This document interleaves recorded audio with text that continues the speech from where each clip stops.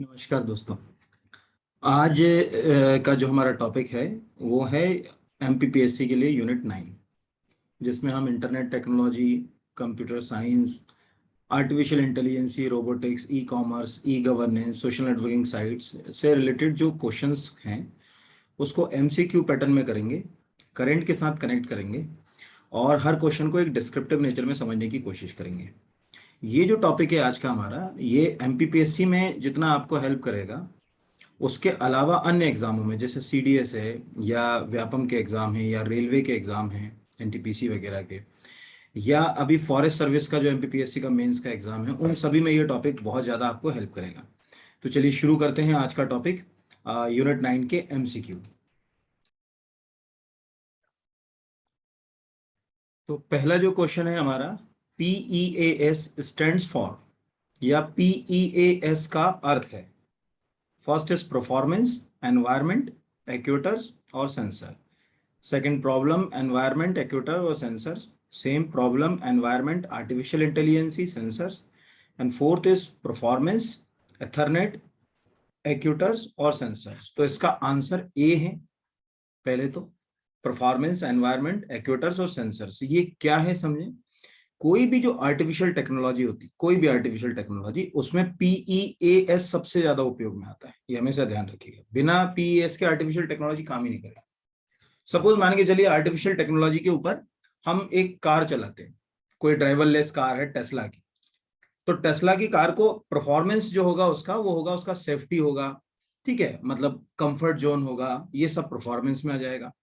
Environment उसका क्या हो जाएगा कि जहां पर वो चल रही है, जैसे रोड है, वो उसका एनवायरमेंट हो जाएगा। एक्ट्यूएटर्स में क्या हो जाएगा, एक्ट्यूएटर्स के अंदर जैसे एक्सीलेटर है वो एक्ट्यूएटर हो जाएगा, जो स्टीयरिंग व्हील है वो एक्ट्यूएटर हो जाएगा। सेंसर, जैसे उसमें कोई अगर कैमरा लगा हुआ है, उसमें कोई जीपीएस सेंसर लगा हुआ है, उसमें कोई इंफ्रारेड सेंसर लगा हुआ है, तो वो सेंसर हो जाएगा। यानी पीईएएस हमेशा आर्टिफिशियल इंटेलिजेंसी में इस्तेमाल होता है और जनरली परफॉर्मेंस जो होता है वो उसके गोल होते हैं, मतलब क्या गोल्स वो पूरे करेगा वो अपने आप में परफॉर्मेंस कहलाते हैं। जैसे यहाँ पर अपन लिख लें कि परफॉर्मेंस का मतलब गोल हो गया। एनवायरमेंट का मतलब है कि वहां उसको कहाँ उपयोग में लाया जा रहा है आर्टिफिशियल इंटेलिजेंसी को। एक्ट्यूएटर्स, कई तरह के एक्ट्यूएटर्स होते हैं, जैसे रोबोटिक्स का अगर हम इस्तेमाल करें तो उसमें जो मोटर्स इस्तेमाल होती हैं, जो जॉइंट्स इस्तेमाल होते हैं, वो सब एक्ट्यूएटर्स होते हैं। और सेंसर तो आप समझ ही सकते हैं, नॉर्मल सेंसरों में जैसे जीपीएस एक सेंसर है, कैमरा एक सेंसर है, इंफ्रारेड सेंसर जो होते हैं, ये सब जो है वो सेंसर्स होते हैं। तो ये बहुत इंपॉर्टेंट क्वेश्चन है आर्टिफिशियल इंटेलिजेंसी के लिए, आपको जो है वो याद रखना है इस क्वेश्चन को। चलिए दूसरे क्वेश्चन की ओर बढ़ जाते हैं। तो दूसरा क्वेश्चन है हमारा कि निम्नलिखित में से कौन सा एक वेब ब्राउजर नहीं है। Which of the following is not a web browser. First is Samsung Internet, second is E D G E, third is Brave और फोर्थ इज फ्लिकर। तो इसका आंसर जो है वो है फ्लिकर।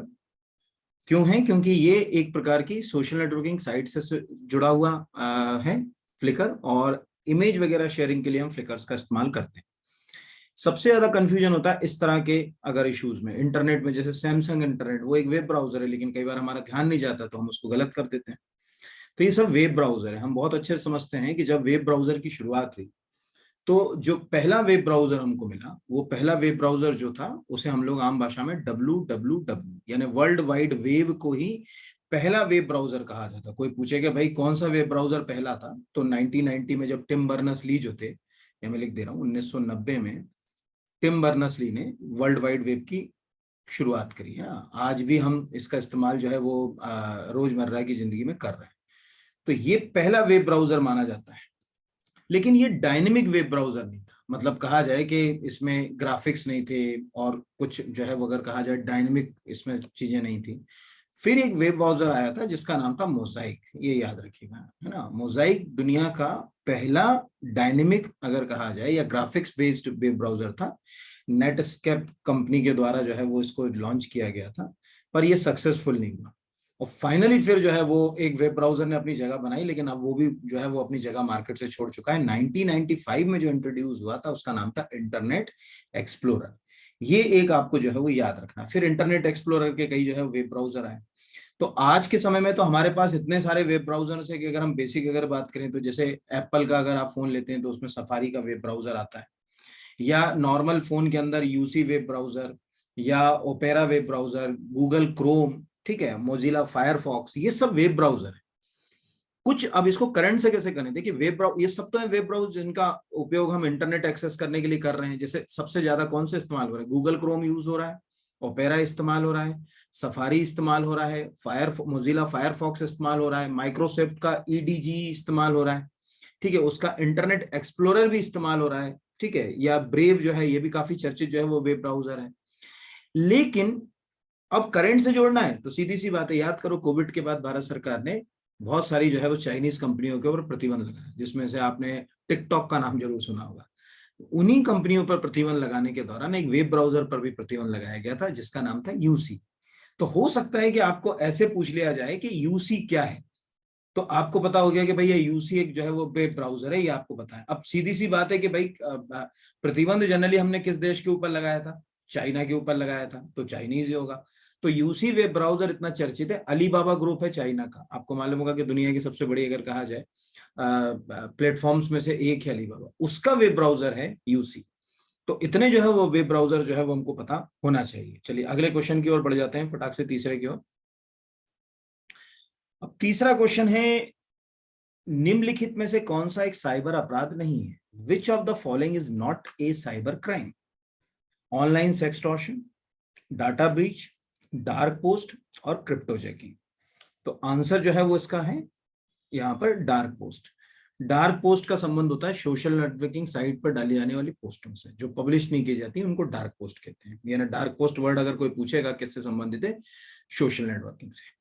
ऑनलाइन सेक्सटॉर्शन सबको मालूम है, अभी हमारे भोपाल की ही जो एमपी हैं यहाँ से साध्वी प्रज्ञा, उनके साथ भी ये घटना हो गई थी, फिर उन्होंने केस भी दायर किया ऑनलाइन सेक्सटॉर्शन। तो ऑनलाइन सेक्सटॉर्शन एक बहुत ही अगर कहा जाए आजकल कॉमन सा जो है साइबर क्राइम हो गया, जिसमें आपके व्हाट्सएप के ऊपर या कैमरे के ऊपर कोई सामने से वीडियो कॉल आता है और उसमें कोई व्यक्ति न्यूड हो सकता है, और अगर आपने वो पिक कर लिया तो आपकी फोटो या वीडियो को रिकॉर्ड करके आपको ब्लैकमेल कर सकता है।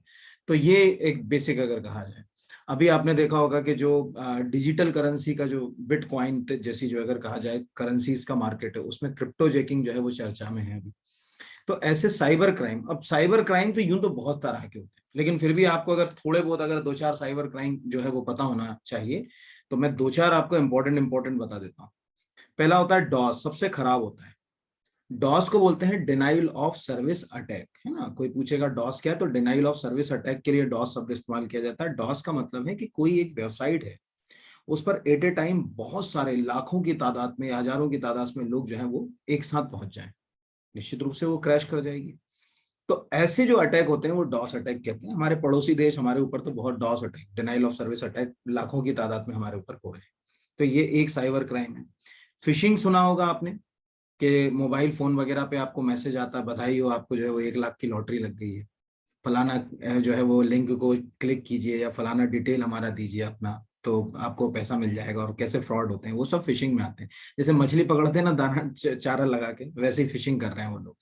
तो फिशिंग जब अगर कहा जाए आपको वॉइस कॉल के फॉर्म में आए, जैसे कोई कॉल करे आपको, जैसे वो जमतारा वेब सीरीज में हुआ, तो उसको कहते हैं विशिंग, ठीक है, उसके लिए क्या वर्ड इस्तेमाल होगा, विशिंग। और एसएमएस के फॉर्म में आए तो उसको बोलते हैं स्मिशिंग, ये ध्यान रखिएगा, है ना, उसको क्या बोलेंगे, स्मिशिंग कहेंगे। एसएमएस के फॉर्म में है, जोड़ लीजिएगा एक साथ। तो फिशिंग, विशिंग, स्मिशिंग, ये सब जो है वो अगर कहा जाए कि साइबर जो है वो क्राइम के अंतर्गत ही जो है वो इनको जो है वो शामिल किया जाता है। इसके अलावा अभी एक और साइबर क्राइम जो है वो चर्चा में है, ये तीनों हो गए, चार हो गए, वो है साइबर ग्रूमिंग या चाइल्ड ग्रूमिंग। सबसे खराब साइबर क्राइम आज इंटरनेट के ऊपर जो सोशल नेटवर्किंग साइट्स हैं उनके माध्यम से उनपे बच्चों के साथ जो साइबर अपराध हो रहे हैं, या अगर कहा जाए उनके साथ जो मतलब ऑफेंस हो रहे हैं, उसमें सबसे ज्यादा साइबर ग्रूमिंग के केस आते हैं। इसमें एक्चुअल क्या होता है कि कोई आदमी जो बहुत ज्यादा उम्र दराज होता है या अधिक उम्र वाला होता है, वो इंटरनेट पर कोई वेबसाइट वगैरह के माध्यम से, जैसे फेसबुक, ट्विटर, कोई भी ले लें आप, उसके माध्यम से बहुत कम एज का दिखाकर किसी बच्चे के साथ दोस्ती कर लेता है और फिजिकल मेंटल उसका अब्यूज करता है। मतलब फिजिकल भी उसको हरास कर सकता है, मेंटली भी हरास कर सकता है। तो वो पूरा उसके साथ जो ऑनलाइन रिलेशनशिप वो बना रहा है, जैसे एक मान के चलिए कोई बच्चा है 13-14 साल का, एक आदमी है 40 साल का या 50 साल का, उसने एक प्रोफाइल बनाई 12-15 साल के बच्चे की, और उसी प्रोफाइल के नाम से उसको जो है वो अपने साथ जोड़ा और धीरे धीरे करके उसको ऑनलाइन रिलेशनशिप में ले आया और उसका फिर फिजिकली या अगर कहा जाए इकोनॉमिकली जो है उसको हरास करना शुरू कर दिया। वो कहलाता है साइबर ग्रूमिंग कहलाता है। सेम अगर कहा जाए कि मान के चलिए इंटरनेट के माध्यम से आप किसी को धमकी दे रहे हो, ठीक है, किसी को हरास कर रहे हो अगर किसी भी व्यक्ति को, तो ये साइबर बुलिंग कहलाता है। ठीक है, तो ये भी बहुत खतरनाक क्राइम है। यहाँ पर ये सब आईटी एक्ट के अंतर्गत जो है वो क्राइम में आते हैं। भाई आप साइबर बुलिंग कर रहे हो किसी के साथ, तो साइबर बुलिंग को भी जो है वो अगर कहा जाए कि एक अपराध के अंतर्गत ही जो है ना। साइबर बुलिंग क्या है, इंटरनेट पर आपने गंदी भाषा में सोशल नेटवर्किंग साइट के ऊपर धमकी दे दी, तुझे देख लूंगा, ये तेरा ये बिगाड़ दूंगा, ये तेरे साथ ऐसा कर दूंगा, ये सब जो है वो अगर कहा जाए साइबर बुलिंग के अंतर्गत आता है ना ये। और एक इसी तरह से साइबर बुलिंग से ही मिलता जुलता जो होता है उसको बोलते हैं साइबर स्टैल्किंग। ठीक है, वो भी इसी से मिलता जुलता है, वो भी याद रखिएगा। यहाँ पर उसमें भी कुछ नहीं है, इलेक्ट्रॉनिक जो मीडियम है उससे किसी पर्सन को जो है वो फोटो भेजकर, इमेज भेजकर, ठीक है, किसी तरीके से उसको परेशान करना है ना। कोई कोई भी अगर कहा जाए उसके मैसेज कर दिया उसको, कोई एक फोटो भेज दी जिससे वो स्ट्रेस में आ जाए, तनाव में आ जाए, तो ये साइबर स्टॉकिंग कहलाएगा। अगर मान के चलिए कोई व्यक्ति किसी को एडल्ट फोटो भेजा है ना, जैसे सेक्सुअली कंटेंट होता है, जैसे वीडियो भेज दिया, इमेज भेज दिया, कोई एडल्ट मैसेज कर दिया, तो इसको सेक्सटिंग कहते हैं, है ना। ये ध्यान रखिएगा। ये रिलेशनशिप में आजकल जो जब से लिव इन रिलेशनशिप या इस तरह की जो चीजें आ गई समाज के अंदर, तो साथियों को अपने जो पार्टनर होता है उसको अगर ऐसे कंटेंट भेजे जाते हैं और सेक्सुअली उसको अब्यूज करने की कोशिश की जाती है इसके माध्यम से, तो उसको सेक्सटिंग के नाम से जो है वो जाना जाता है। और ये भी एक साइबर अपराध के नाम से है, मतलब इसको भी आप साइबर अपराध में ही जो है वो रखोगे, तो ये भी एक साइबर अपराध है। फिर जो है वो एक और साइबर अपराध जो इस समय जो है वो बहुत अगर कहा जाए कि चल रहा है, वो है फार्मिंग। फार्मिंग का मतलब ये है कि मान के चलिए कोई एमपीपीएससी की वेबसाइट है ओरिजिनल, उसी की डुप्लीकेट आपने मिलती जुलती एक बोगस वेबसाइट जो है वो क्रिएट कर ली, और उस बोगस वेबसाइट से क्या करा आपने, उसको जो है वो ट्रैफिक को अपनी तरफ कन्वर्ट कर लिया। जैसे मान के चलो आप कियोस्क पे गए एमपी ऑनलाइन के, और कियोस्क पे जाने के बाद आपने तो एमपी ऑनलाइन के कियोस्क पे जो है वो एक्सेस किया, लेकिन किसी बोगस वेबसाइट ने उसकी नकल बना दी, अब आपका पूरा पैसा भी चला गया, सब कुछ चला गया। इसको बोलते हैं फार्मिंग। ये बहुत खतरनाक जो है वो साइबर क्राइम में आता है। तो फार्मिंग हुआ, सेक्सटिंग हुआ, विशिंग हुआ, स्मिशिंग हुआ, फिशिंग हुआ, डिनाइल ऑफ सर्विस अटैक हुआ, cyber groom, cyber bullying, cyber stalking, ये सब जो है वो साइबर क्राइम। और कुछ वायरस के साथ भी आते हैं साइबर क्राइम। जो वायरस होता है, ये जो वायरस होते हैं, vital information resource under seize, virus का फुल फॉर्म क्या होता है, vital information resource under seize, VIRUS। तो एक वायरस भी है, सबसे खराब जो वायरस होता है वो सबको मालूम है, उसको अपन सबसे करप्ट अगर कोई वायरस प्रोग्राम होता है तो उसको अपन मालवेयर बोलते हैं। तो मालवेयर के जो पैटर्न्स होते हैं, यहाँ पर कोई पूछेगा जो मालवेयर होता है उसके जो पैटर्न होते हैं, जैसे रैंसमवेयर है, ट्रोजन हॉर्स है, ये भी सब जो है वो साइबर क्राइम का हिस्सा है। मतलब इनके माध्यम से भी क्राइम होता है साइबर का। तो ये अब उसमें से कोई ना कोई साइबर क्राइम आपको जो है वो एग्जाम में पूछा जा सकता है। पर जितना मुझे लगता है या तो जो है वो चाइल्ड ग्रूमिंग आएगा, या साइबर जो है वो स्टैल्किंग आएगा, या फिशिंग तो इतना कॉमन है कि नहीं पूछेगा आपसे, लेकिन ऑनलाइन सेक्सटॉर्शन या सेक्सटिंग जो है वो दोनों पूछ सकता है, क्योंकि अभी भोपाल में ये घटना घट गई और ये मतलब है, मतलब ज्यादा चर्चा में है ये सब क्राइम। आईटी एक्ट में भी इनको रोकने के लिए प्रयास किए गए। तो ये एक जो है वो क्वेश्चन आपको एग्जाम में आ सकता है। चलिए अगले की ओर बढ़ते हैं। अब अगला क्वेश्चन जो है वो है, निम्नलिखित में से एक ई कॉमर्स कंपनी नहीं है। First is Nykaa, second is 197, third is JD com, ठीक है, और फोर्थ इज लिंक्डइन। तो आंसर है लिंक्डइन। लिंक्डइन एग्जैक्टली आप में से बहुत सारों का अकाउंट भी होगा। जब हम किसी बिजनेस में जाते हैं तो उसमें हमारा एकेडमिक क्वालिफिकेशन, हमारा बिजनेस स्टेटस, हमारी पोस्ट आदि की जानकारी के लिए लिंक्डइन का अकाउंट बहुत कॉमन है, ये ध्यान रखिएगा। बाकी नायका तो अभी आपको मालूम है कि इतना बड़ा नाम हो चुका है कॉस्मेटिक में कि मुझे बताने की जरूरत बिल्कुल भी नहीं है। 197 और JD.com ये भी है। अब इसमें ध्यान रखिएगा कि सोशल नेटवर्किंग, सॉरी, जो ई कॉमर्स कंपनी होती है उसमें हमारा दिमाग एक केवल जो है वो बहुत ज्यादा नेरो हो जाता है कई बार। जैसे कोई पूछता है कि भाई ई कॉमर्स कंपनियों के नाम आप बताओ, तो हमारे दिमाग में जो है वो जनरली ई कॉमर्स में क्या आता है कि हम कहते हैं अमेजॉन है, या फ्लिपकार्ट है, या Myntra.com है, या स्नैपडील है, ठीक है, ये नायका है, ये हमारे दिमाग में ई कॉमर्स आती नहीं। ध्यान रखिएगा, आज आपकी जितनी भी आर्थिक गतिविधियां हैं उनके लिए अगर किसी इंटरनेट बेस्ड टेक्नोलॉजी पर आप डिपेंड हैं तो ई कॉमर्स का हिस्सा बन जाएगी।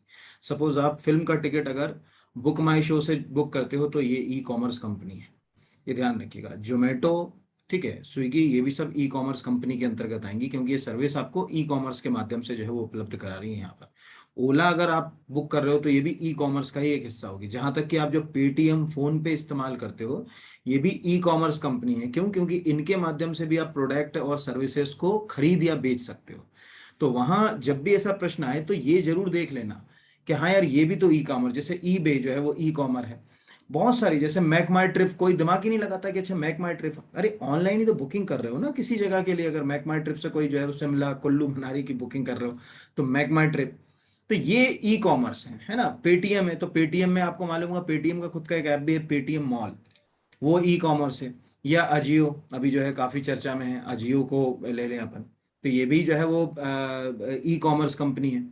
तो ऐसे आप जो है वो याद रखिएगा, ई कॉमर्स अपने आसपास की चीजों को जो है वो देखिए, सोचिएगा कि हाँ यार ये सब नाम मैंने सुने हैं। बड़े नाम तो आपने सुन रखे हैं, वो मैंने कहा ना, बड़े नाम, अमेजॉन तो मुझे बिल्कुल बताने की जरूरत नहीं, वो पूछेगा नहीं। फ्लिपकार्ट भी वो जो है वो नहीं पूछेगा। अली बाबा वो भी वो जो है नहीं पूछेगा। ठीक है, नायका भी वो जो है वो मुश्किल पूछेगा। मिंत्रा नहीं पूछेगा, लेकिन छोटे नाम पूछेगा। जैसे इंडिया मार्ट पूछ लिया तो अपना दिमाग वहां चलना चाहिए। बुक माई शो के बारे में पूछ लिया, मेक माई ट्रिप के बारे में पूछ लिया, ठीक है, ये आपका फर्स्ट क्राई के बारे में पूछ लिया। फर्स्ट क्राई भी जो है वो काफी जो है वो चर्चित है। या अभी आपने देखा होगा कि कोविड-19 के दौरान जो दवाई वगैरह है उसमें 1 mg आ रही है यहाँ पर, तो वो भी जो है वो काफी चर्चा में है। एक 1 mg जो है उसमें ऑनलाइन आप जो है वो अपने क्या बोल सकते हैं, टेस्ट करा सकते हैं, जो भी मतलब शरीर के टेस्ट होते हैं, जैसे ब्लड टेस्ट है, शुगर टेस्ट है आदि।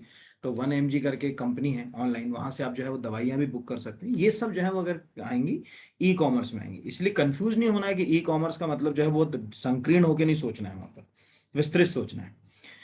फिर अगला आता है पहला औद्योगिक रोबोट कौन सा है, तो ये क्वेश्चन आने की संभावना है आपके, है ना। ये सभी औद्योगिक रोबोट्स हैं, ठीक है, यानी इनमें से कोई ऐसा नहीं जो औद्योगिक रोबोट नहीं है। लेकिन यूटीमैट जो है वो अगर कहा जाए, या सॉरी यूनिमैट जो है वो दुनिया का पहला इंडस्ट्रियल रोबोट माना जाता है, औद्योगिक रोबोट। कभी आ जाए तो ये आप याद रखिएगा।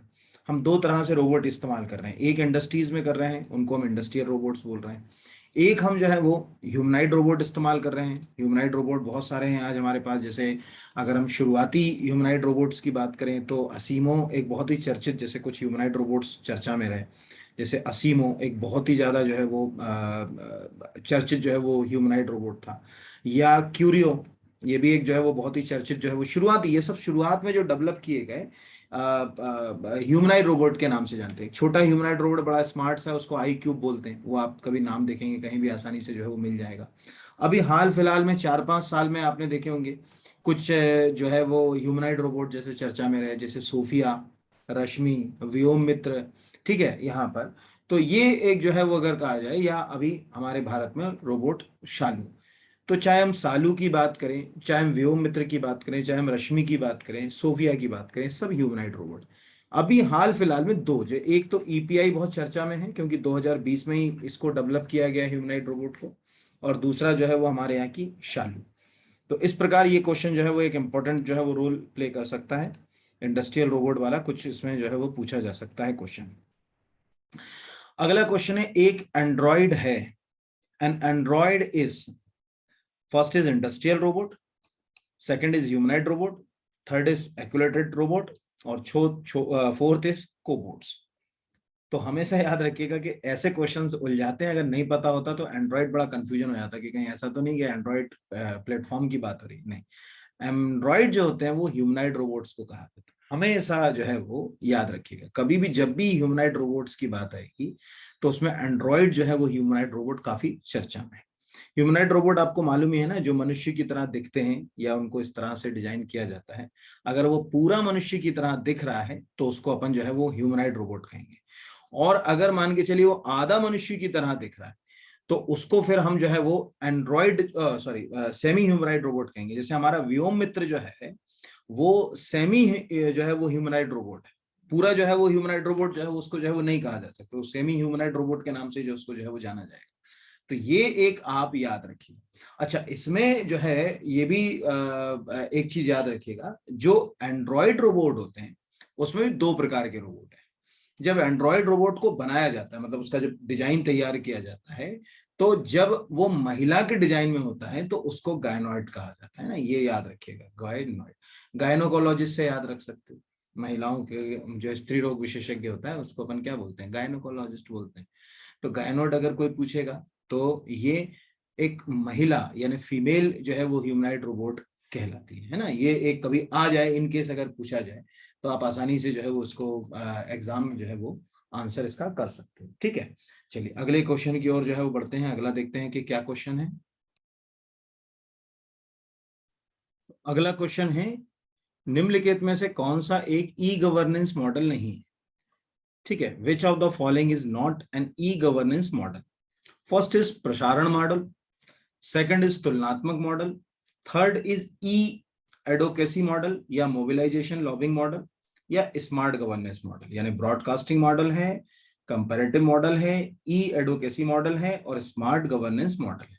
तो आंसर है स्मार्ट गवर्नेंस मॉडल नाम का कोई मॉडल नहीं होता, ये ध्यान रखें ना। जब भी ई गवर्नेंस की बात आती है तो उसमें स्मार्ट गवर्नेंस नाम का जो है वो कोई भी जो है वो मॉडल इस्तेमाल जो है नहीं किया था। ई गवर्नेंस को जनरली जब हम लोग इस्तेमाल करते हैं रोजमर्रा की जिंदगी में, ई गवर्नेंस तो समझते हैं, ई गवर्नेंस के कई रूप हो सकते हैं, G2G हो सकता है, G2B हो सकता है, ठीक है, G2C हो सकता है, C2G हो सकता है। यहाँ पर अगर कहा जाए इस तरह के मॉडल हो सकते हैं ना, government to government, government to business, government to consumer, consumer to government, ऐसे मॉडल्स हम लोग इस्तेमाल करते हैं।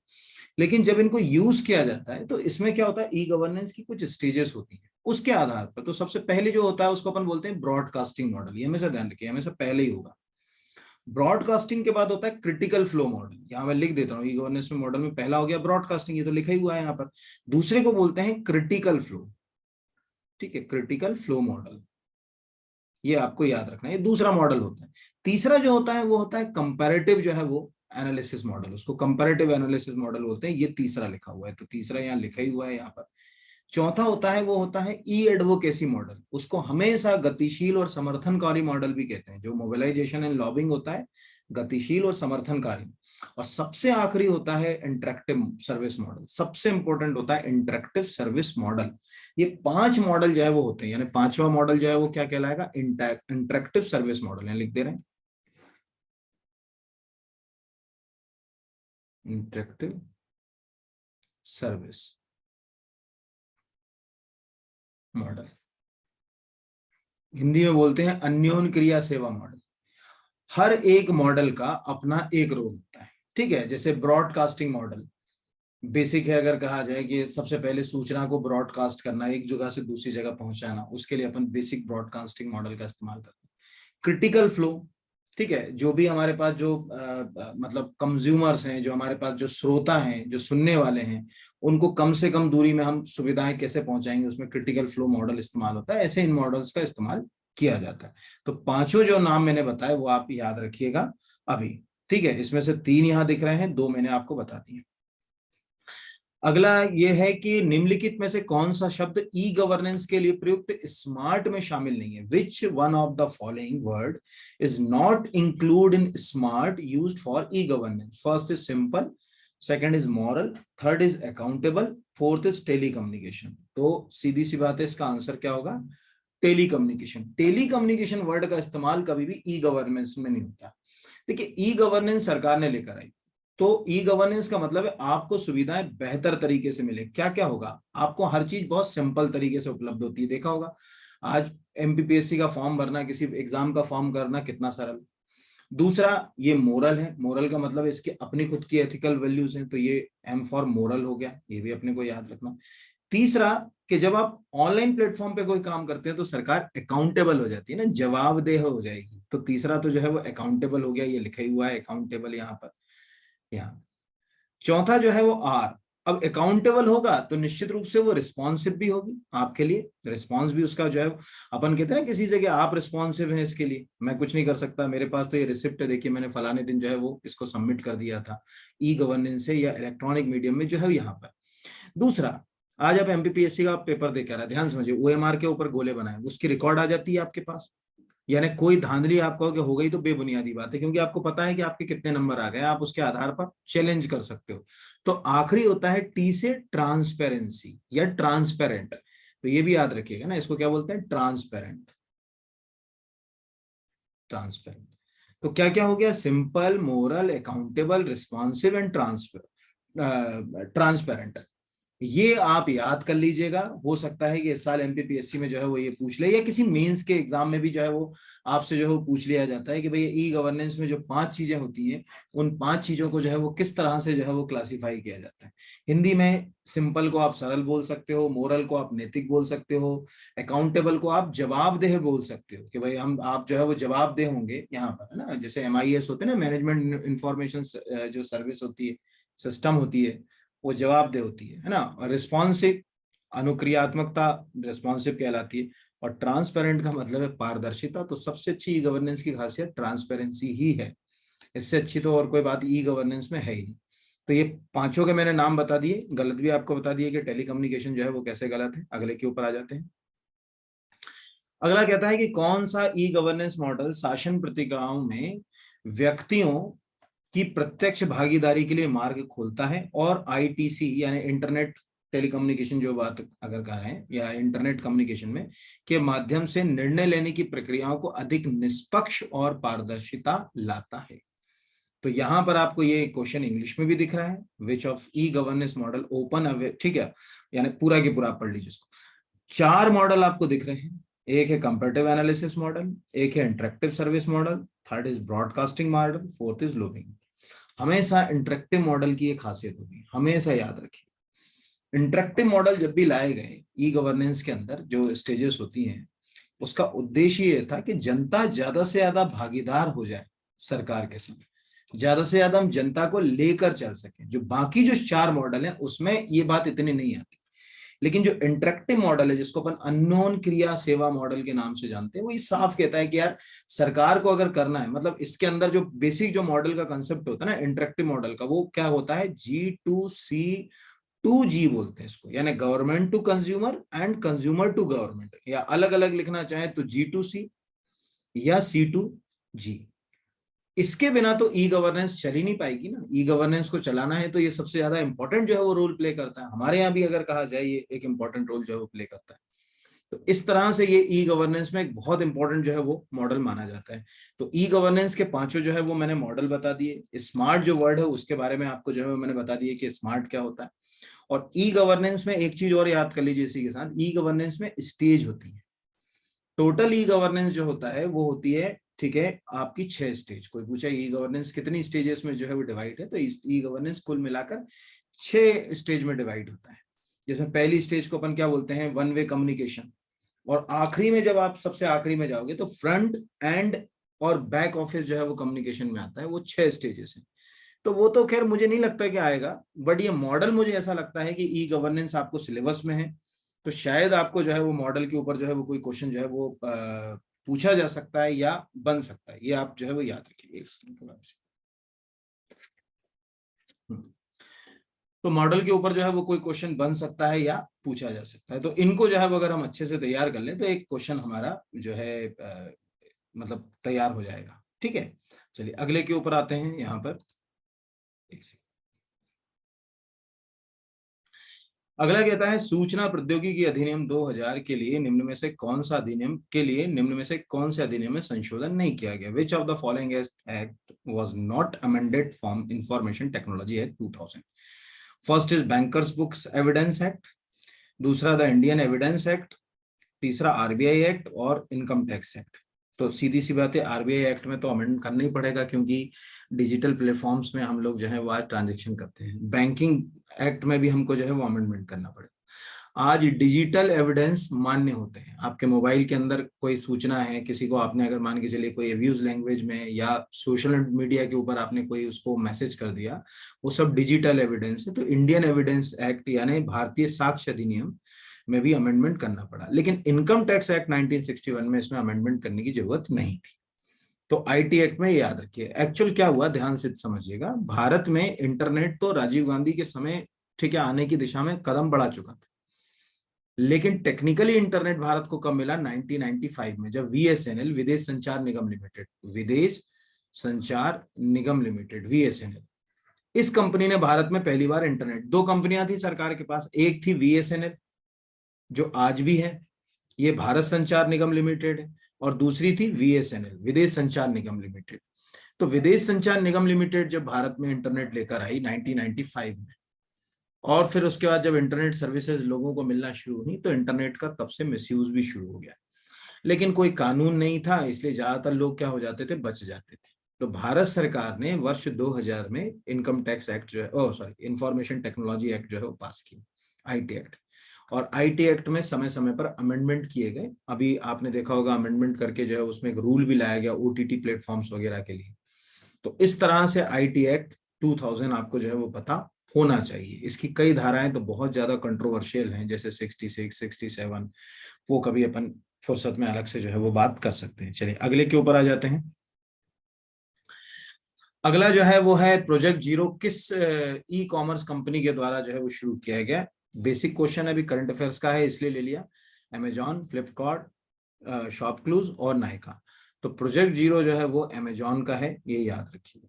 ठीक है, कोई पूछेगा कि भाई प्रोजेक्ट जीरो नाम का जो है वो किसने जो है वो प्रोजेक्ट जीरो शुरू किया, तो अमेजॉन का प्रोजेक्ट जीरो प्रोजेक्ट है। बस ये इतना अपने को याद रखना है, इसके अलावा कुछ याद रखने की जरूरत इसमें नहीं है। चलिए अगले की ओर बढ़ जाते हैं। तो अगला जो क्वेश्चन है वो है किस भारतीय के इंस्टाग्राम पर सबसे अधिक फॉलोअर्स हैं? First is Priyanka Chopra, second is Virat Kohli, third is Neha Kakkar, fourth is Narendra Modi. अब ऐसे जो क्वेश्चंस हैं, पहले तो इसका आंसर लिख लें, विराट कोहली है इसका आंसर। ऐसे क्वेश्चंस में सबसे ज्यादा उलझन क्या होती है कि अगर हमें पता नहीं होता तो हम उस तक आंसर तक नहीं पहुंच पाते कई बार। जैसे इसमें अगर कहा जाए सीधी सी बात है, पता नहीं होगा तो आप तो नरेंद्र मोदी लगाओगे, जबकि विराट कोहली के जितने फॉलोअर्स हैं अगर उनको 3 गुना कर दें, ठीक है, उसमें से यानी 1/3 करें, तब जो है वो प्रधानमंत्री जी के फॉलोअर्स आते हैं। तो दुनिया में सबसे ज्यादा इंस्टाग्राम के ऊपर जो फॉलोअर्स हैं वो एक तो प्लेयर्स के ही हैं। जैसे भारत में विराट कोहली सबसे ज्यादा अगर फॉलो करते हैं लोगों को, रोनाल्डो को पूरी दुनिया में, अगर दुनिया भर में अगर इंस्टाग्राम पे कोई पूछेगा कि सबसे ज्यादा फॉलोअर्स कौन किसके हैं, तो रोनाल्डो को। हमारे यहाँ दूसरे नंबर पे आती है प्रियंका चोपड़ा। फिर उसके बाद एक्ट्रेस ज्यादा आते हैं। हाँ, पॉलिटिशियन में हम ये कह सकते हैं कि जो भारतीय प्रधानमंत्री नरेंद्र मोदी है उनके सबसे ज्यादा फॉलोअर्स। अगर किसी कोई पूछता है कि भाई पॉलिटिशियंस में किसके, तो ये आपको याद रखिएगा कि इंस्टाग्राम पर उनके सबसे ज्यादा। बट ओवरऑल विराट कोहली, पूरी दुनिया में रोनाल्डो का नाम याद रखना है, पॉलिटिशियंस में प्रधानमंत्री जी का नाम याद रखना है। ये इंस्टाग्राम आपको मालूम होगा कि इंस्टाग्राम एग्जैक्टली क्या है, 2010 में डेवलप हुआ। बाद में इंस्टाग्राम जो है वो अगर कहा जाए को एक्वायर्ड कर लिया किसने? फेसबुक में। मतलब आज जो है वो इंस्टाग्राम जो है वो फेसबुक की प्रॉपर्टी है। तो इंस्टाग्राम आज फोटो और वीडियो शेयरिंग जो है वो सोशल नेटवर्किंग साइट है। दो ये तो खैर मुझे बताने की बिल्कुल जरूरत नहीं, लेकिन फिर भी जनरली हमको पता होना चाहिए कि भाई इंस्टाग्राम किस तरह की सोशल नेटवर्किंग साइट है। तो एक फोटो और दूसरा वीडियो शेयरिंग, दोनों के लिए जो है वो उसको सोशल नेटवर्किंग साइट के रूप में जो है वो डेवलप किया गया था। तो ये एक आपको मतलब अगर एग्जाम में आ जाए तो याद रखिएगा इंस्टाग्राम को। और जब 2010 में जो है वो इसको डेवलप किया गया था, तो दो लोगों ने इसको डेवलप किया था। एक थे माइक क्रेगर, वो नाम आप याद ही रखिएगा कि भैया किसने डेवलप किया था, तो माइक क्रेगर एक नाम था। दूसरा जो नाम था वो थे केविन जो है वो सिस्ट्रॉम। तो केविन जो है वो सिस्ट्रॉम और माइक क्रेगर यानी माइक क्रेगर, ये याद रखिए, ये दो नाम जो है वो याद रखना। तो ऐसे क्वेश्चन आ जाते हैं। मतलब कई बार जो है वो अपने को लगता है ये क्यों पूछ लिया, इस तरह के क्वेश्चंस का क्या नेचर है, लेकिन पूछा जाता है क्योंकि आपको क्या पूछेगा सोशल नेटवर्किंग में। और ये आंकड़े कभी बदलेंगे नहीं। जैसे आज अगर कहा जाए कि 180 मिलियन के आसपास फॉलोअर्स हैं विराट कोहली के, प्रधानमंत्री जी के लगभग 65 से 70 मिलियन होंगे। तो सीधी सी बात है कि आंकड़ों में इतना ज्यादा उठ पटक नहीं होती कि बिल्कुल ही बदल जाए पूरे आंकड़े। तो ये अपन कह सकते हैं कि हाँ, ये आंकड़े आने वाले समय में भी 2-3 साल तक भी हमारे लिए काम के जो है वो रहेंगे। फिर अगला जो क्वेश्चन है वो है विच बर्ड जो है वो क्या है? ये बहुत इंपॉर्टेंट क्वेश्चन है अभी हाल फिलहाल के लिए। विच बर्ड इसीलिए जो है वो चर्चा में है क्योंकि ये पहला ऐसा मैसेजिंग ऐप है जो किसी देश की सरकार के द्वारा डेवलप किया। जनरली हमारे पास जो मैसेजिंग ऐप है, जैसे आप क्या मैसेजिंग ऐप इस्तेमाल करते हैं? आप या तो टेलीग्राम यूज कर सकते हैं, ट्विटर का इस्तेमाल कर सकते हैं, या हम व्हाट्सएप का इस्तेमाल करते हैं। ये सब निजी कंपनियों के हैं। और सरकार को इनको मैनेज करने में बहुत दिक्कत होती है। प्लस कई बार जब स्थिति वॉर वगैरह की होती है तो कोई देश अपनी सर्विसेज भी जो है वो आपको देने से इनकार कर देता है। तो तुर्कमेनिस्तान जो देश है, ये याद रखिएगा, उसने ये दिमाग लगाया, यहाँ लिख दो पहले में तुर्कमेनिस्तान, उसने ये दिमाग लगाना शुरू किया कि यार अपनी खुद की एक मैसेजिंग ऐप साइट होना चाहिए, मतलब अपना खुद का एक मैसेज ऐप होना चाहिए। और ये मैसेजिंग ऐप वैसा होना चाहिए जैसे ट्विटर है या जो है वो वाइबर है, इस तरह का मैसेजिंग ऐप जो है वो हम अपना डेवलप करेंगे। फेसबुक की तरह हमको कोई लेना देना नहीं, खुद का। तो इन्होंने जो है वो डेवलप किया और आज आप इस पे फाइल है, फोटो है, वीडियो है, मैसेज है, सब शेयर कर सकते हैं। तो बहुत बहुत इंपॉर्टेंट क्वेश्चन है आने वाले समय में, क्योंकि किसी देश की सरकार के द्वारा ये मैसेजिंग ऐप साइट जो है वो डेवलप किया गया, बिजबर्ड, ठीक है। और मैसेजिंग है, इस पे फोटो भी शेयर हो जाता है, वीडियो भी शेयर हो जाता है, फाइल भी शेयर हो जाती है, आप मैसेज भी सेंड कर सकते हो। चारों चीजें जो है वो इसमें की जा सकती हैं तुर्कमेनिस्तान की, ये आपको जो है वो याद रखना है। चलिए अगले के ऊपर आते हैं। अगला है लिब्रा क्रिप्टो करेंसी किससे संबंधित है, किस कंपनी से संबंधित है? Libra cryptocurrency belong to which company? Google, Facebook, Twitter, YouTube. तो आंसर जो है वो इसका एक सेकंड है फेसबुक। सभी जानते हैं जो डिजिटल करेंसी होती है उनको हम क्रिप्टो करेंसी कहते हैं। तो अभी बड़े जो डिजिटल प्लेटफॉर्म हैं जैसे फेसबुक, ट्विटर, ये भी अपनी क्रिप्टो करेंसी के ऊपर काम कर रहे हैं, ये भी डिजिटल प्लेटफॉर्म पे आगे बढ़ रहे हैं। फेसबुक इस पे आगे बढ़ चुका है। फेसबुक ने जो है वो लिब्रा नाम की क्रिप्टो करेंसी डेवलप कर ली, यानी उसके ऊपर काम कर रहा है। अभी हम तक तो नहीं आई लेकिन उसके ऊपर उसके काम चल रहे हैं। लेकिन अब ये भी याद रखिएगा 2021-22 में मतलब अब उसको लिब्रा नहीं कहते, उसको डाइम कहते हैं ना, यानी अब उसका जो नया नाम आ गया, क्या आ गया? डाइम। ये ध्यान रखिएगा, मतलब ये लिब्रा ही है, वही क्रिप्टो करेंसी है, केवल उसका नाम क्या कर दिया गया?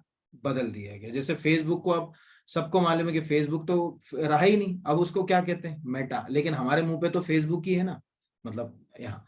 तो फेसबुक के जितने प्लेटफॉर्म है, कितने प्लेटफॉर्म फेसबुक हमको दे रहा है? एक इंस्टाग्राम दे रहा है, दूसरा व्हाट्सअप दे रहा है ना। ये व्हाट्सअप, इंस्टाग्राम, ये जो है दोनों तीनों जो है वो फेसबुक के प्लेटफॉर्म्स। इन पर जो है वो अगर कहा जाए कि ये करेंसी जो है वो एज ए क्रिप्टो करेंसी डायम या लिब्रा जो है वो उपयोग की जाएगी आने वाले समय में। अब वो कब से जो है वो अगर कहा जाए इस्तेमाल करेगा वो गॉड नो, पर मुझे लगता है कि डायम आपको पूछा जा सकता है या लिब्रा भी जो है वो आपको पूछा जा सकता है, या आपसे पूछा जा सकता है कि भैया जो है वो फेसबुक के पास कौन कौन सी ऐसी कंपनियां हैं जिसमें वो ये क्रिप्टो करेंसी इस्तेमाल करेगा। तो आप कह सकते हैं कि हाँ साहब, इसका इस्तेमाल जो है वो फेसबुक, इंस्टाग्राम में भी करेगा और अपने व्हाट्सएप नाम के जो प्लेटफॉर्म है उसमें भी जो है वो इसी क्रिप्टो करेंसी का जो है वो इस्तेमाल जो है वो करेगा। ये एक अच्छा मतलब जैसे कहते हैं कि हेल्दी जो है वो क्वेश्चन में आ सकता है। अगले पे आ जाते हैं। अगला जो है क्वेश्चन है हमारा, एथलीट अंतरिक्ष रोबोट के कितने पैर होते हैं? How many legs are the athlete space robot has? 4, 6, 8 और 10। ये क्वेश्चन हमारे लिए भी, जो हमने मंगलयान भेजा था या चंद्रयान भेजा था, उनसे भी जुड़ा हुआ ये क्वेश्चन हो सकता है। ये 6 होते हैं। इस अंतरिक्ष में जो आप जैसे किसी ग्रह के ऊपर आपने कोई जो है वो मिशन भेजा, तो आपने देखा होगा ऐसे चक्के वाले जो है वो उसमें रोबोट का इस्तेमाल किया जाता है जो चलते हैं वहां पर। इसमें जनरली 6 ही चक्के होते हैं, ठीक है। सपोज जो मान के चलो ये कोई रोबोट है, इसमें 6 चक्के हैं, तो ये अंतरिक्ष रोबोट कहलाते हैं। इसका सिंपल है, आप जो है वो स्पेस रोबोट टाइप करिए क्लास के बाद यूट्यूब में जो है वो, और उसके इमेजेस देखिए तो आपको जो है वो याद रहेगा कि हाँ स्पेस रोबोट्स में 6 जो है वो पैर जो है वो इस्तेमाल जो है वो किए जाते हैं। तो ये क्वेश्चन के आने के 2 कारण हैं। एक तो चूंकि आपका क्या बोलते हैं कि रोबोटिक्स आपके सिलेबस में है, इसीलिए जो है वो ये प्रश्न जो है वो पूछा जा सकता है। दूसरा जो है इसके पूछे जाने का एक कारण जो मुझे लगता है कि जो हमारा जो चंद्रयान मिशन था, वो चंद्रयान मिशन जो है वो जब फेल हो गया या पूरी तरीके से अगर कहा जाए कि हम उसको सफल नहीं कर पाए, तो उस मिशन में भी हमने जो है वो एक रोवर भेजा था, और वो रोवर के कारण जो है वो ये प्रश्न जो है वो आपको पूछा जा सकता है ना। ये मतलब एग्जाम पॉइंट ऑफ व्यू से विक्रम रोवर के बारे में आपसे पूछा जा सकता है, या उससे जुड़ी हुई कोई चीजें जोड़कर जो है वो पूछा जा सकता है। तो दोनों चीजें में ये क्वेश्चन आ सकता है। तो अब देखते हैं क्या आएगा, वो देखने वाली बात है। चलिए अगले क्वेश्चन की ओर बढ़ जाते हैं, देखते हैं अगला जो है वो क्वेश्चन क्या है। अगला क्वेश्चन जो है वो है, राष्ट्रीय ई गवर्नेंस योजना किस वर्ष, राष्ट्रीय ई गवर्नेंस योजना को किस वर्ष अपनाया गया था? In which year the national e-governance plan was adopted? 2004, 2006, 2011 और 2016। तो जो ई गवर्नेंस है उसकी दिशा में ये ई गवर्नेंस प्लान बहुत ज्यादा महत्वपूर्ण है। 2006 में भारत सरकार ने इस ई गवर्नेंस प्लान को शुरू किया और इस प्लान के तहत उस समय जो है वो 27 जो है वो प्रोजेक्ट इसके अंदर डाले थे, जिनको अपन 27 जो है वो मिशन मोड प्रोजेक्ट कहा जाता है। जब ये इंट्रोड्यूस हुआ था 27 प्रोजेक्ट इसके अंदर थे। फिर बाद में जो है वो 2011 में सरकार ने क्या करा, इसमें 4 प्रोजेक्ट और डाल दी जिसमें हेल्थ और एजुकेशन भी था। तो टोटल जो प्रोजेक्ट्स हैं उनकी संख्या जो है वो बढ़कर जो हो गई, कितनी हो गई, 31। तो उसमें 2011 से 31 मिशन मोड प्रोजेक्ट है। इसमें सबसे इंपॉर्टेंट है हेल्थ और एजुकेशन। ये इसीलिए मैंने आपको बता दिया कि वो 4 जो प्रोजेक्ट बाद में जो डाले थे, जैसे हेल्थ है, तो अभी आपको मालूम होगा कि कोविड में हेल्थ प्रोजेक्ट जो है वो ऑनलाइन मतलब ई गवर्नेंस में कितना रोल प्ले कर रहा है, एजुकेशन कितना रोल प्ले कर रहा है, पब्लिक डिस्ट्रीब्यूशन सिस्टम पीडीएस जो अनाज मिल रहा है कोविड के दौरान उसमें ई गवर्नेंस के थ्रू मिल रहा है, कितना इंपॉर्टेंट जो है वो रोल वो प्ले कर सकता है, ये उसमें जो है वो डाल दिए। तो इस तरह से ई गवर्नेंस प्लान जो है वो 2006 में शुरू हुआ, 2011 में 31 मिशन मोड प्रोजेक्ट को जो है लेकर जो है वो चल रहा था। हर राज्य के अपने प्रोजेक्ट थे। हमारे पास भी एक ज्ञानदूत नाम का जो है प्रोजेक्ट था, धार जिले से चल रहा था वो, ये काफी चर्चा में रहा ई गवर्नेंस। इसमें हर स्टेट लेवल पर सरकार ने काम किए। उसमें एक जो है वो एसडीएस सिस्टम बनाया सरकार ने, एसडीजी सॉरी, उसको अपन आम भाषा में बोलते थे कि जो नहीं सॉरी एसडीजी नहीं बोलते, एसडीएस ही बोलते, गलती से एसडीजी बोल गया, एसडीएस स्टेट डाटा जो है वो एसडीसी बोलते हैं, कंफ्यूज हो रहा है बोलने में और लिखने में, यही कंफ्यूजन होता है, सॉरी स्टेट डाटा सेंटर है ना, मैं लिख दूंगा ऐसे में पूरा तो याद है। तो स्टेट डाटा सेंटर नाम का जो है वो इसमें व्यवस्था को इंट्रोड्यूस किया। इसके अलावा जो है वो सरकार ने और भी चीजें लेकर आई, जिसमें एक तो आप लोगों ने अपने स्तर पर पढ़ा होगा, नहीं पढ़ा हो तो आज कोई भी इमेज इसकी देख लीजिएगा, स्टेट वाइड एरिया नेटवर्क, ठीक है, स्वान। इसमें नेशनल लेवल से स्टेट लेवल, स्टेट लेवल से डिस्ट्रिक्ट लेवल, डिस्ट्रिक्ट लेवल से तहसील लेवल पर इंटरनेट कनेक्टिविटी या ब्रॉडबैंड कनेक्टिविटी के लिए व्यवस्था चल रही है। इसको स्टेट वाइड एरिया नेटवर्क के नाम से जो है वो जाना जाता है। तो एक इंपॉर्टेंट है ई गवर्नेंस की दिशा में, मिशन मोड प्रोजेक्ट में आपसे जो है पूछा जा सकता है क्वेश्चन। चलिए अगले की ओर जाते हैं। अगला है, निम्नलिखित में से कौन सी एक उच्च स्तरीय भाषा यानी हाई लेवल लैंग्वेज नहीं है? पाइथन, कॉटलिन, रूबी और गोफाई। तो इसका आंसर जो है वो गोफाई है, ये याद रखिएगा। पाइथन एक हाई लेवल लैंग्वेज है, कॉटलिन तो बहुत इंपॉर्टेंट है। अभी कोविड में जो आरोग्य सेतु ऐप जो डेवलप हुआ है, तो वो जो जियो जैसे फोन है उसमें जो है वो कोटलिन पे ही डेवलप किया गया, उसी लैंग्वेज के ऊपर। और रूबी भी जो है वो एक इंपॉर्टेंट है। अब जो गोफाई है वो भी याद रखिएगा, ये हाई लेवल लैंग्वेज नहीं है, आर्टिफिशियल इंटेलिजेंस में इस्तेमाल होता है। इसको बोलते हैं गुड, ठीक है, उसके बाद बोलते हैं ओ से बोलते हैं ओल्ड फैशनेबल आर्टिफिशियल इंटेलिजेंसी। तो good old fashioned artificial intelligence, AI, इसके लिए जो है ये शब्द इस्तेमाल किया जाता है। हम बहुत अच्छे से जानते हैं कि जनरली कंप्यूटर मशीन कोड को समझता है, तो हमने सबसे पहले जो है वो मशीन कोड बनाया। मशीन कोड से हम कहाँ गए? लो लेवल लैंग्वेज, और लो लेवल लैंग्वेज से आज हमने विकसित क्या कर ली? High level language. आज हमारे पास इतनी हाई लेवल लैंग्वेजेस हैं कि हम सोच नहीं सकते, जिसमें से ज्यादा नहीं, कम से कम आपको 10-12 तो मुझे लगता है कि इस क्लास में सभी बच्चे को जो है पता होती है। जैसे जावा सबको मालूम होगी, रूबी सभी को पता होती है, पाइथन सभी को पता होती है, जावा के साथ जावा स्क्रिप्ट सबको पता होती है, सी प्लस प्लस जो है वो सबको पता है, विजुअल बेसिक, एसक्यूएल, ठीक है, आपका HTML या पर्ल है, PHP है, ये सब बहुत, जैसे PHP बहुत चर्चित है, या पर्ल जो है वो बहुत ज्यादा चर्चित हाई लेवल लैंग्वेज है। आप माइक्रोसॉफ्ट का कोई भी प्लेटफॉर्म देखोगे तो उसमें विजुअल बेसिक के बिना तो जो है वो काम हो ही नहीं सकता कि हम सोचेंगे उसके बिना काम हो जाए। आपका मोबाइल है उसमें जितने गेमिंग वगैरह है वो सब जावा के ऊपर बनते हैं यहाँ पर, ठीक है। गो जो है वो भी एक हाई लेवल लैंग्वेज है। ऐसी ना जाने कितनी हाई लेवल लैंग्वेजेस इस्तेमाल हो रही है, C++, ठीक है, ये सब हाई लेवल लैंग्वेज है। इन हाई लेवल लैंग्वेज के विकास में बस एक ही चीज जो मुझे लगता है कि आपको याद रखना चाहिए, 3 हाई लेवल लैंग्वेज में आपको बता देता हूं जो आप हमेशा याद रखिए। Number 1 is फोरटॉन। फोरटॉन इसीलिए याद रखिए क्योंकि जब हाई लेवल लैंग्वेजेस को डेवलप किया गया तो पहली हाई लेवल लैंग्वेज का नाम था फॉर्मूला ट्रांसलेशन, ठीक है। ये पहली हाई लेवल लैंग्वेज जो है वो मानी जाती है 1957 में, और जॉन बेकस ने इसको डेवलप किया था, है ना। तो first high level language John Backus ने विकसित करी, और उसका नाम था फोर्टॉन, यानी फार्मूला ट्रांसलेशन आप अगर चाहो तो लिखना तो लिख सकते हो, नहीं लिखना चाहो तो भी जो है वो चल जाएगा। दूसरी जो हाई लेवल लैंग्वेज थी उसका नाम था लिस्प, इसको बोलते थे लिस्ट प्रोसेसिंग। ठीक है, तो लिस्ट प्रोसेसिंग भी जो है वो अगर कहा जाए बहुत इंपॉर्टेंट हाई लेवल लैंग्वेज है आर्टिफिशियल इंटेलिजेंस में। तीसरी प्रोलॉग, प्रोग्रामिंग इन लॉजिक, ये भी आर्टिफिशियल इंटेलिजेंस में जो है वो बहुत इस्तेमाल होती है। चौथी जो है वो अल्गो। इतनी कम से कम आप याद रखिए। ठीक है, ये सब जो है वो इंपॉर्टेंट है। फोर्टॉन, लिस्प, ये तो आर्टिफिशियल इंटेलिजेंस में हो गई। फोर्टॉन जो है वो फर्स्ट हो गई। पाइथन, कोटलिन, रूबी, गोफई, ये सब मैंने नाम बता दिए। इनमें मैंने एक्चुअल वही नाम जो है वो अगर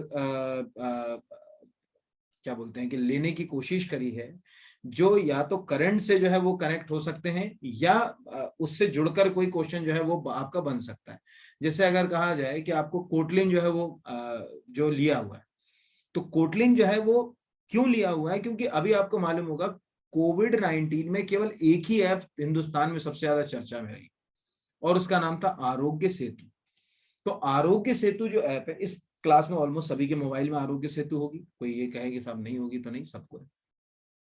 तो उसको जो लिखा गया ना, दो हाई लेवल लैंग्वेज पे आरोग्य सेतु ऐप जो है वो डेवलप की गई है। एक है कोटलिन और एक है जावा। ये ध्यान रखें, आरोग्य सेतु ऐप जो है वो एक कोटलिन और एक उसके अलावा जो है जावा के ऊपर, ये आरोग्य सेतु।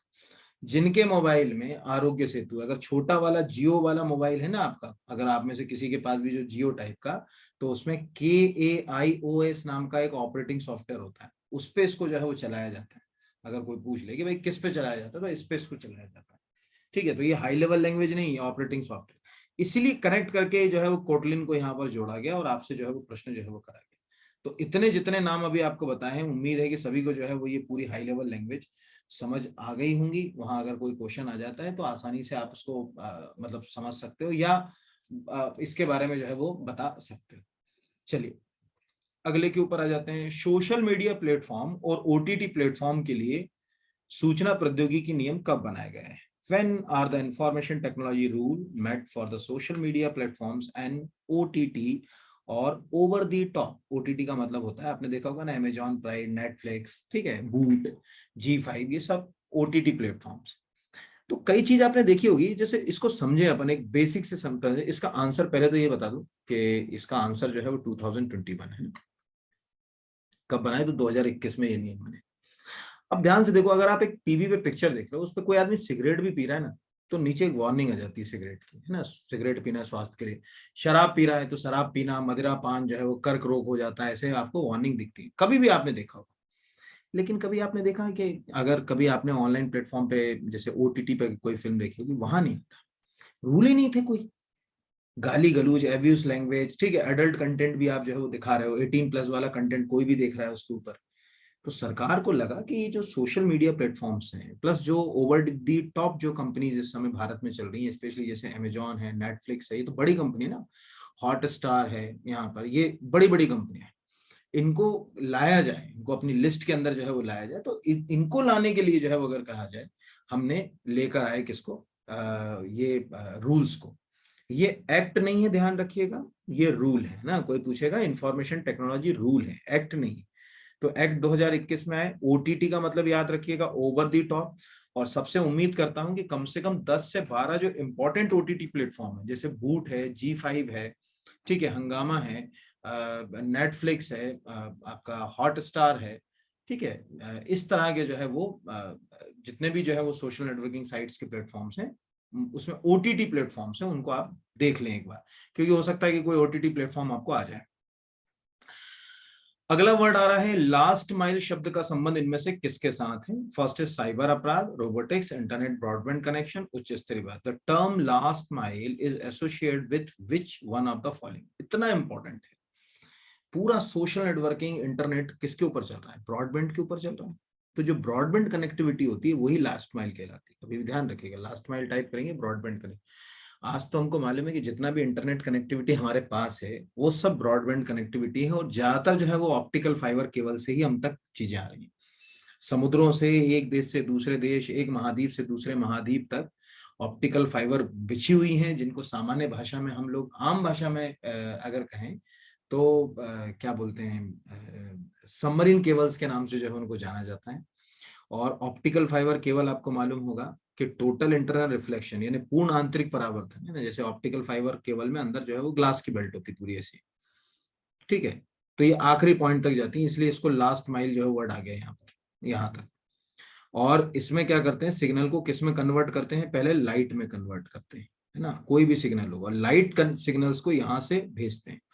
तो चूंकि उसका टोटल इंटरनल रिफ्लेक्शन यानी पूर्ण आंतरिक परावर्तन हो रहा है, इसलिए उसका कोई नुकसान ही नहीं होता उसमें, यानी सिग्नल किसी भी तरीके से लॉस नहीं होता, वीक नहीं होता, खराब नहीं होता। इसीलिए कनेक्टिविटी में आजकल जो है सबसे अच्छा अगर कोई चीज मानी जाती है तो वो ऑप्टिकल फाइबर, इंटरनेट नहीं। अगर आप एंडोस्कोपी कराएंगे, कोई व्यक्ति जैसे अगर एंडोस्कोपी कराता, उसमें भी ऑप्टिकल फाइबर केबल ही इस्तेमाल हो रही है ना। ऑप्टिकल फाइबर का इतना ज्यादा जो है वो महत्व जो है वो हो गया है। तो इस तरह से ये आप याद रखिएगा लास्ट माइल के लिए। चलिए अगले की ओर बढ़ जाते हैं। चलिए अगला जो क्वेश्चन है वो है ट्रांसपोर्ट लेयर का मुख्य कार्य कौन सा है। फर्स्ट इज नोड से नोड डिलीवरी यानी node to node delivery. Second is end to end delivery. Third is synchronisation. Fourth is updating and maintaining routing cable. ये चार तरह से जो है वो ट्रांसपोर्ट लेयर में जो है वो आपसे मतलब ये प्रश्न जो है वो पूछा जा सकता है कि भाई जो ट्रांसपोर्ट लेयर है उसका मेन क्या होता है। तो पहले तो जो है वो ट्रांसपोर्ट लेयर का मेन काम होता है एंड टू एंड डिलीवरी, ये ध्यान रखिएगा। अब बड़ा प्रश्न खड़ा हो गया आपके दिमाग में, ये ट्रांसपोर्ट लेयर क्या है। देखो इंटरनेट हम जब इस्तेमाल करते हैं ना, इंटरनेट में हमको दो लोगों की जरूरत पड़ती है, ए और बी, ये दो कंप्यूटर है। आप स्वयं को अभी एक कंप्यूटर मान लो, मुझे दूसरा मान लो। आपसे सूचना मुझ तक आएगी, मुझसे सूचना आप तक जाएगी। इसके लिए हमको एक खास तरह की लैंग्वेज चाहिए जिसको अपन बोलते हैं HTML, hyper text markup language. सूचना जहां पर स्टोर है उसको बोलते हैं URI, यूनिफॉर्म रिसोर्स आइडेंटिफायर, और URL या यूनिफॉर्म रिसोर्स लोकेटर। जब सूचना इधर से उधर तक जाएगी तो कुछ खास प्रोटोकॉल पे जाएगी जिनको HTTP कहते हैं, हाइपर टेक्स्ट ट्रांसफर प्रोटोकॉल। और जब इंटरनेट का सहारा लोगे तो IP प्रोटोकॉल या TCP protocol, transmission control protocol, internet या यहाँ इस तरह से सूचना हमसे आप तक जाती है। जैसे आप मेरे से अभी कम्युनिकेट कर रहे हो सपोज, तो मेरे पास का जो डाटा है वो आप तक जा रहा है। तो मैं ए हो गया, यानी एक हो गया यूजर और एक हो गया सेंडर, यहाँ पर दो लोग हो गए। अब क्या होता है, जब इंटरनेट हम यूज करना शुरू करते हैं तो उसमें इस इंटरकनेक्टिविटी के लिए कुछ चीजों की जरूरत पड़ती है, इंटरकनेक्शन के लिए। इस इंटरकनेक्शन में सबसे इंपॉर्टेंट चीज होती है OSI मॉडल, है ना। उसको क्या बोला जाता है, OSI मॉडल, ये याद रखिएगा। सिंपल वे में बोलते हैं open system interconnection model, open system interconnection model. जब ये ओपन सिस्टम इंटरकनेक्शन मॉडल बनाते, सब आप जितने लोग भी इंटरनेट यूज कर रहे हो अभी घर पे या मैं यूज कर रहा हूँ, सब ओपन सिस्टम इंटर जो है वो कनेक्शन मॉडल का इस्तेमाल कर ही रहे हैं, ये बिल्कुल ध्यान रखिएगा। तो इस ओपन सिस्टम इंटरकनेक्शन मॉडल में क्या होता है, एक पूरा एक स्ट्रक्चर होता है, इसका एक अपना एक आर्किटेक्चर होता है।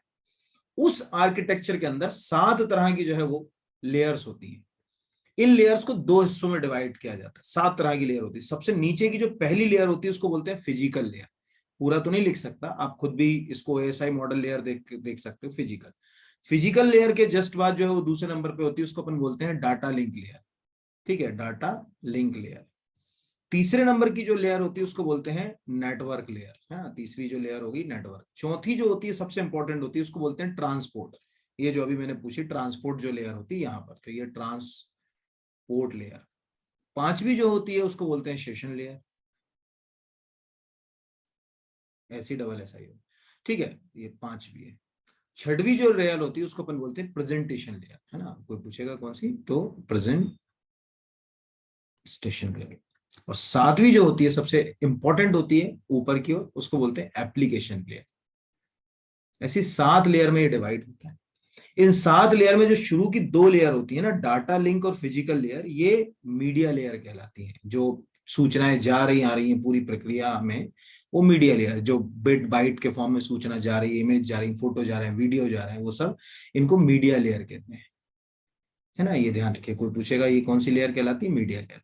बाकी जो 5 लेयर होती है ऊपर की, वो सब कहलाती है होस्ट लेयर। हर एक लेयर का अपना एक काम है। अब आप कहोगे कि हमको क्या एग्जाम में आएगा, जैसे ये एंड टू एंड आया तो बाकी भी पूछा जा सकता है।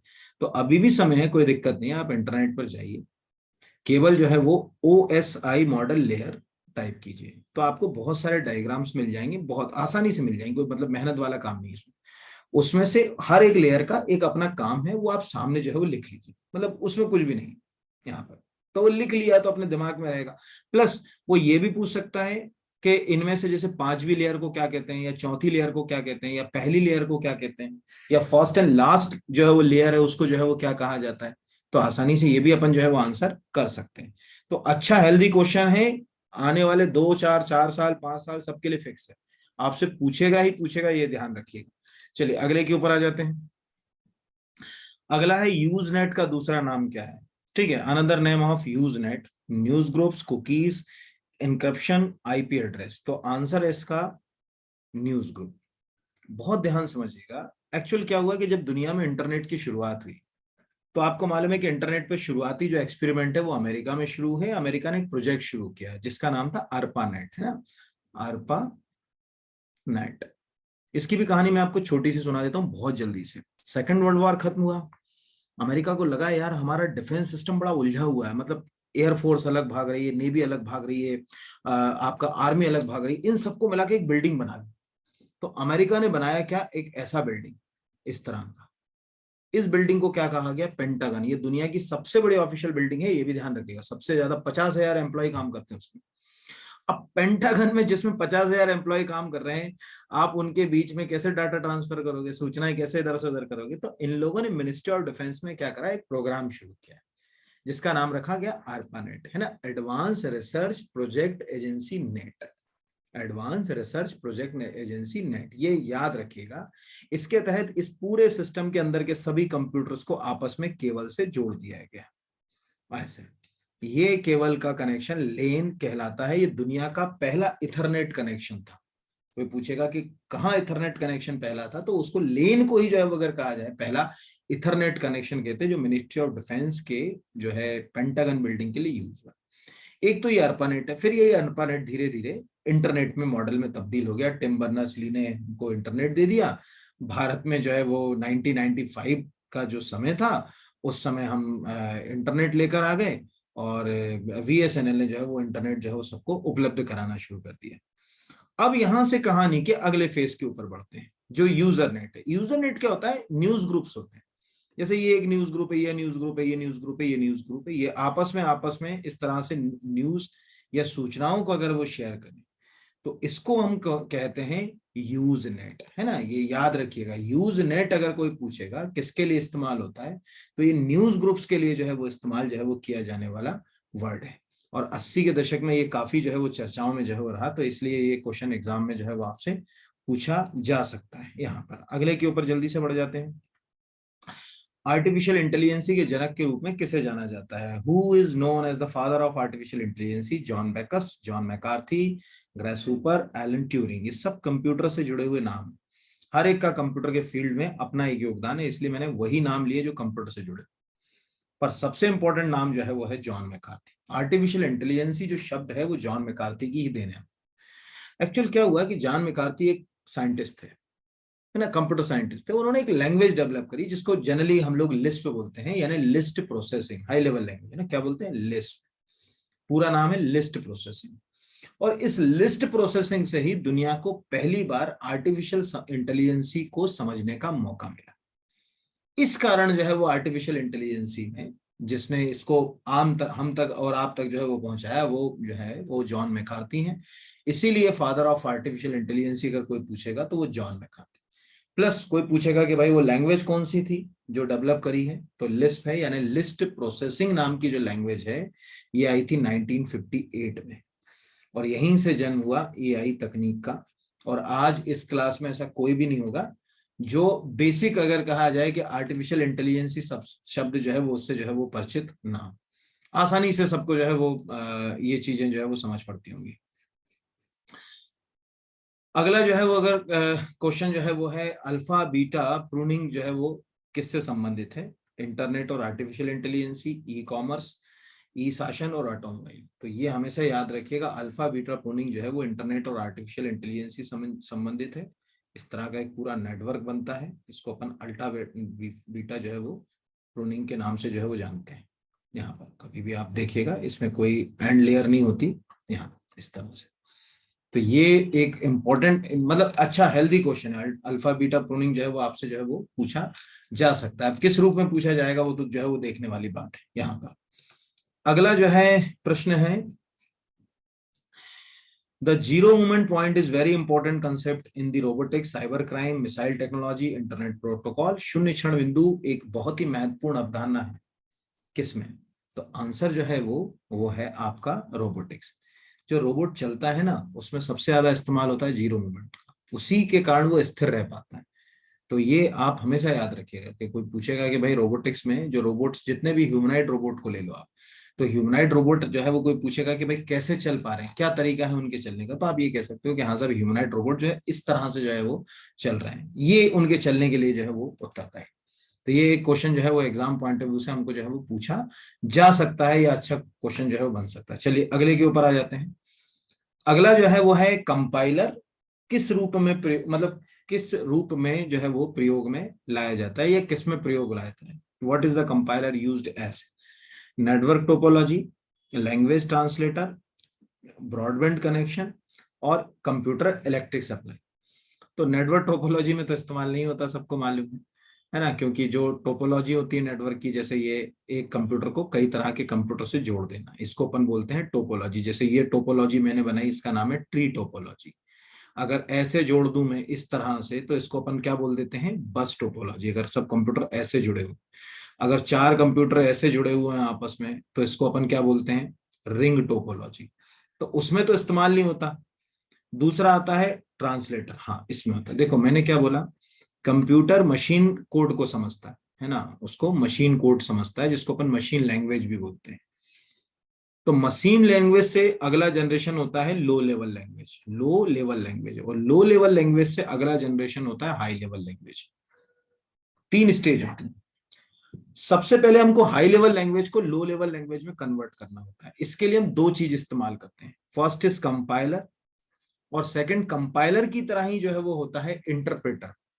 ठीक है, दो दो तरह के लैंग्वेज ट्रांसलेटर हम लोग इस्तेमाल करते हैं। कोई पूछेगा कितने तरह, वो एक होता है कंपाइलर, और एक जो होता है वो होता है इंटरप्रेटर। दोनों एक जैसे होते हैं, बस थोड़ा सा जो है वो अंतर है, हार्डवेयर और सॉफ्टवेयर के बंच है दोनों। कंपाइलर और इंटरप्रेटर का जो है वो काम केवल और केवल जो है वो हाई लेवल लैंग्वेज को लो लेवल लैंग्वेज में कन्वर्ट करना। जैसे यहाँ पर मैं लिख देता हूँ, ये लैंग्वेज ट्रांसलेटर है, एक का नाम तो यहाँ पर कंपाइलर लिखा है, दूसरा इंटरप्रेटर में यहाँ लिख देता हूँ, इंटरप्रेटर। फिर ये जो हाई लेवल लैंग्वेज से लो लेवल लैंग्वेज आ गई, इस लो लेवल लैंग्वेज को मशीन कोड में लाने के लिए असेंबलर की जरूरत पड़ती है ना। असेंबलर जो है वो वहां तक ले जाने में जो है वो काम करता है। तो असेंबलर वहां तक ले जाता है, फिर कंप्यूटर उसको जो है वो 0 और 1 के, अगर कहा जाए, डाटा के रूप में जो है वो समझ पाता है। इस तरह से एक पूरी कॉम्प्लिकेटेड प्रक्रिया है कंप्यूटर के अंदर, मतलब काम करने की, जिसपे कंप्यूटर पूरा टिका हुआ होता है। ये आपको याद रखना है एग्जाम पॉइंट ऑफ व्यू से। चलिए अगला जो है वो बेसिक प्रश्न है, देखें क्या है। आर्टिफिशियल इंटेलिजेंसी में कितने प्रकार के एजेंट्स होते हैं? ये बेसिक सा प्रश्न है, इसमें कोई मेहनत नहीं है। आर्टिफिशियल इंटेलिजेंसी में 4 तरह के जो है वो आपके एजेंट्स होते हैं। हम सब जानते हैं आर्टिफिशियल इंटेलिजेंसी हमारे पास कई तरह की है। एक आर्टिफिशियल इंटेलिजेंसी बेसिक अगर कहा जाए, उसको अपन बोलते हैं वीक आर्टिफिशियल इंटेलिजेंसी। एक जो होती है उसको अपन बोलते हैं स्ट्रॉन्ग आर्टिफिशियल इंटेलिजेंसी। तो वीक और स्ट्रांग दो तरह की आर्टिफिशियल इंटेलिजेंसी तो हमारे आम जिंदगी में, अभी रोजमर्रा की जिंदगी में आप वीक और स्ट्रांग आर्टिफिशियल इंटेलिजेंसी तो रोजमर्रा की जिंदगी में भी जो है वो क्या कर सकते हो, सुन सकते हो या समझ सकते हो। फिर जो आर्टिफिशियल इंटेलिजेंसी जो होती है, यानी आपके पास कोई अगर मशीन है वो आपके निर्देशों के ऊपर काम कर रही है, तो वो आर्टिफिशियल इंटेलिजेंसी का एक अच्छा जो है वो एग्जाम्पल है। अब ये जो आर्टिफिशियल इंटेलिजेंसी होती है, जब हम इसका इस्तेमाल करना शुरू करते हैं, तो ये कई अलग अलग तरीके से जो है वो उपयोग में जो है वो आती है। और उन अलग अलग तरीकों में आप हमेशा याद रखिएगा, 4 तरह से इसको इस्तेमाल करते हैं। ये तो एजेंट हो गए, 4 तरह से हम इसका इस्तेमाल करते हैं आर्टिफिशियल इंटेलिजेंसी का, ये आप रट लीजिएगा। सबसे पहला होता है, उसको बोलते बोलते हैं रिएक्टिव आर्टिफिशियल इंटेलिजेंसी, है ना, रिएक्टिव। कोई पूछेगा रिएक्टिव, में समझा भी दूंगा। आप कोई वीडियो गेम खेल रहे हैं, वो रिएक्टिव आर्टिफिशियल इंटेलिजेंसी का एक एग्जांपल है। जैसे एक आईबीएम कंपनी ने कंप्यूटर बनाया था डीप ब्लू। उस समय एक महान जो है वो चेस प्लेयर थे गैरी कास्पो, उसको हरा दिया था उसने डीप ब्लू नाम के जो है वो कंप्यूटर ने। ये रिएक्टिव आर्टिफिशियल इंटेलिजेंस, जो टास्क आपने उसको दे दी वो उसके अनुसार जो है वो काम करेगी, ये रिएक्टिव कहलाती है। अभी बहुत सारी जगह रिएक्टिव आर्टिफिशियल इंटेलिजेंस इस्तेमाल हो रही है ना, जैसे एलेक्सा में भी हो रही है, नेटफ्लिक्स में भी हो रही है, सब लोग इस पे काम कर रहे हैं। दूसरी जो आर्टिफिशियल इंटेलिजेंस होती है उसको अपन आम भाषा में क्या बोलते हैं, लिमिटेड मेमोरी, है ना, उसके लिए वर्ड इस्तेमाल होता है लिमिटेड मेमोरी, है ना, पूरा तो नहीं, इतना मैंने लिख दिया। लिमिटेड मेमोरी आज के समय में जो आर्टिफिशियल जो है वो अगर कहा जाए हम लोग इस्तेमाल कर रहे हैं मोबाइल्स में, व्हीकल्स में, वाहनों में, रोबोटिक्स में, कार में, ये सब जो है वो लिमिटेड आर्टिफिशियल इंटेलिजेंस है। ये दो आर्टिफिशियल इंटेलिजेंस तो हम लोग रोजमर्रा की जिंदगी में इस्तेमाल कर ही रहे हैं, ठीक है। तीसरी जो होती है उसको बोलते हैं थ्योरी ऑफ माइंड, जिसके ऊपर काम चल रहा है, ठीक है। इसको क्या बोला जाता है, थ्योरी ऑफ माइंड, यानी वो खुद जो है वो मशीन क्या करने लगे, सोचना शुरू कर दे। तो उसको सोचने नहीं देना, नहीं तो हमको बर्बाद कर देगी मशीन, है ना। तो थ्योरी ऑफ माइंड पर भी अभी काम चल रहा है, पूरी तरीके से हमने तो इस्तेमाल नहीं किया है। यानी थ्योरी ऑफ माइंड का मतलब है मशीन के पास इमोशंस आ जाए, वो इंसान के इमोशंस के हिसाब से काम करने लगे, वो थ्योरी ऑफ माइंड।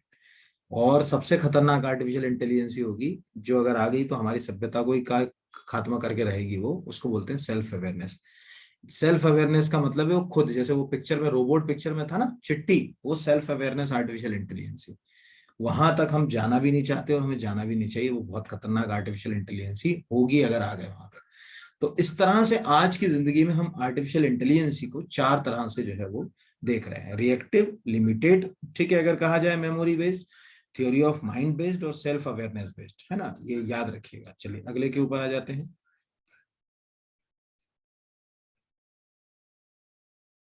अगला बेसिक है आर्टिफिशियल इंटेलिजेंस और रोबोटिक्स टेक्नोलॉजी पार्क कहाँ लॉन्च किया गया, करंट अफेयर्स का क्वेश्चन है, ठीक है। तो आंसर है IISC यानी Indian Institute of Science Bengaluru में इसको जो है वो लॉन्च किया गया। तो ये आप याद रखिएगा करंट के हिसाब से, artificial intelligence in robotics technology park launch is Indian Institute of Science Bengaluru, ठीक है। ये बेसिक क्वेश्चन है, इसमें समझाने वाला कुछ भी नहीं है यहाँ पर।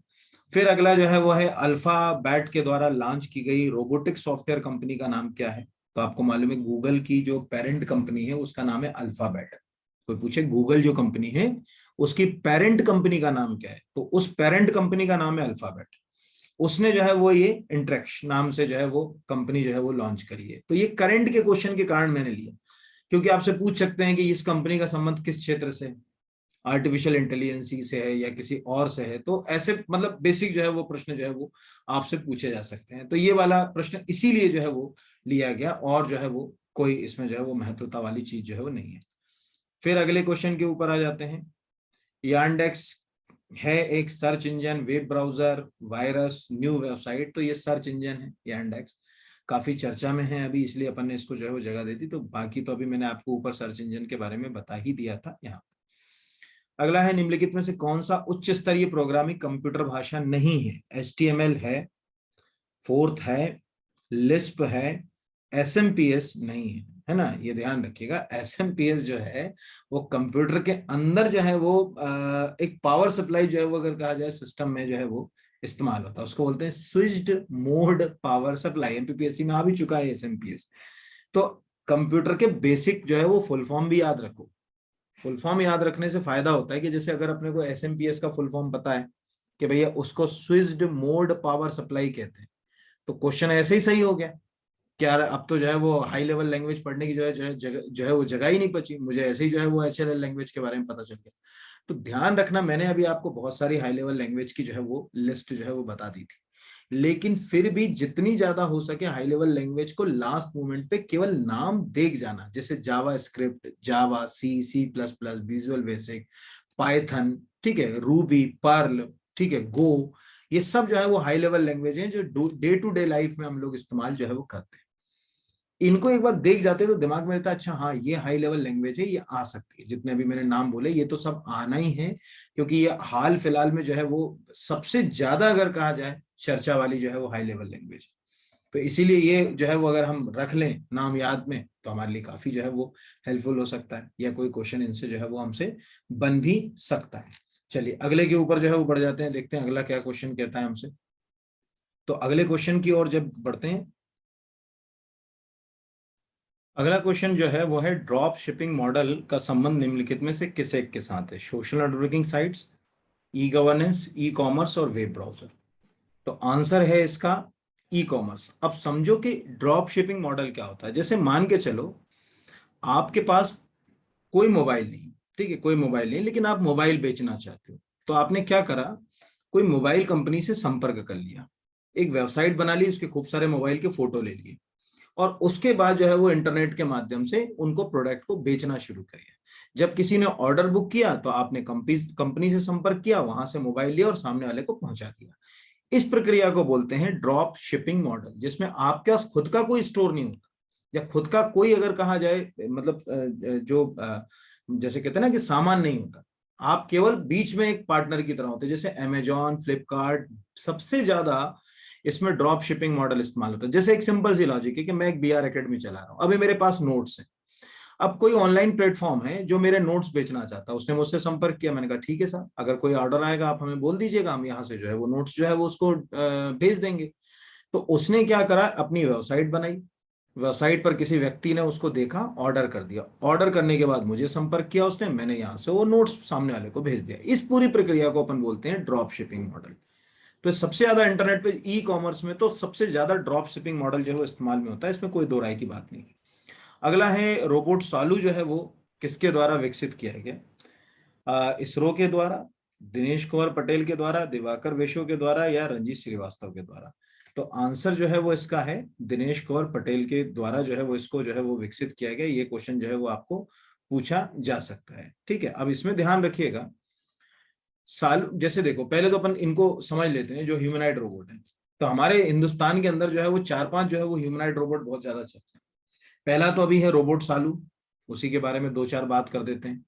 रोबोट शालू के बारे में, ये शालू की स्पेलिंग थोड़ी सी गलत लिखी है ना, SHALU। तो रोबोट सालू जो है वो 2020 में जो है वो विकसित किया, दिनेश कुमार पटेल ने विकसित किया। जो भी जंक होता है, कबाड़ वाला जो सामान होता है, उस पूरे मटेरियल से इन्होंने इसको जो है वो डेवलप किया। इसकी खासियत है कि ये एक दो नहीं, 47 लैंग्वेजेस बोल सकती है रोबोट सालू, ठीक है, ध्यान रखिएगा। 47 भाषा बोल सकती है, जिसमें से 9 भाषाएं इंडियन है, और बाकी पूरी फॉरेन लैंग्वेज को जो है ये बोल सकती है।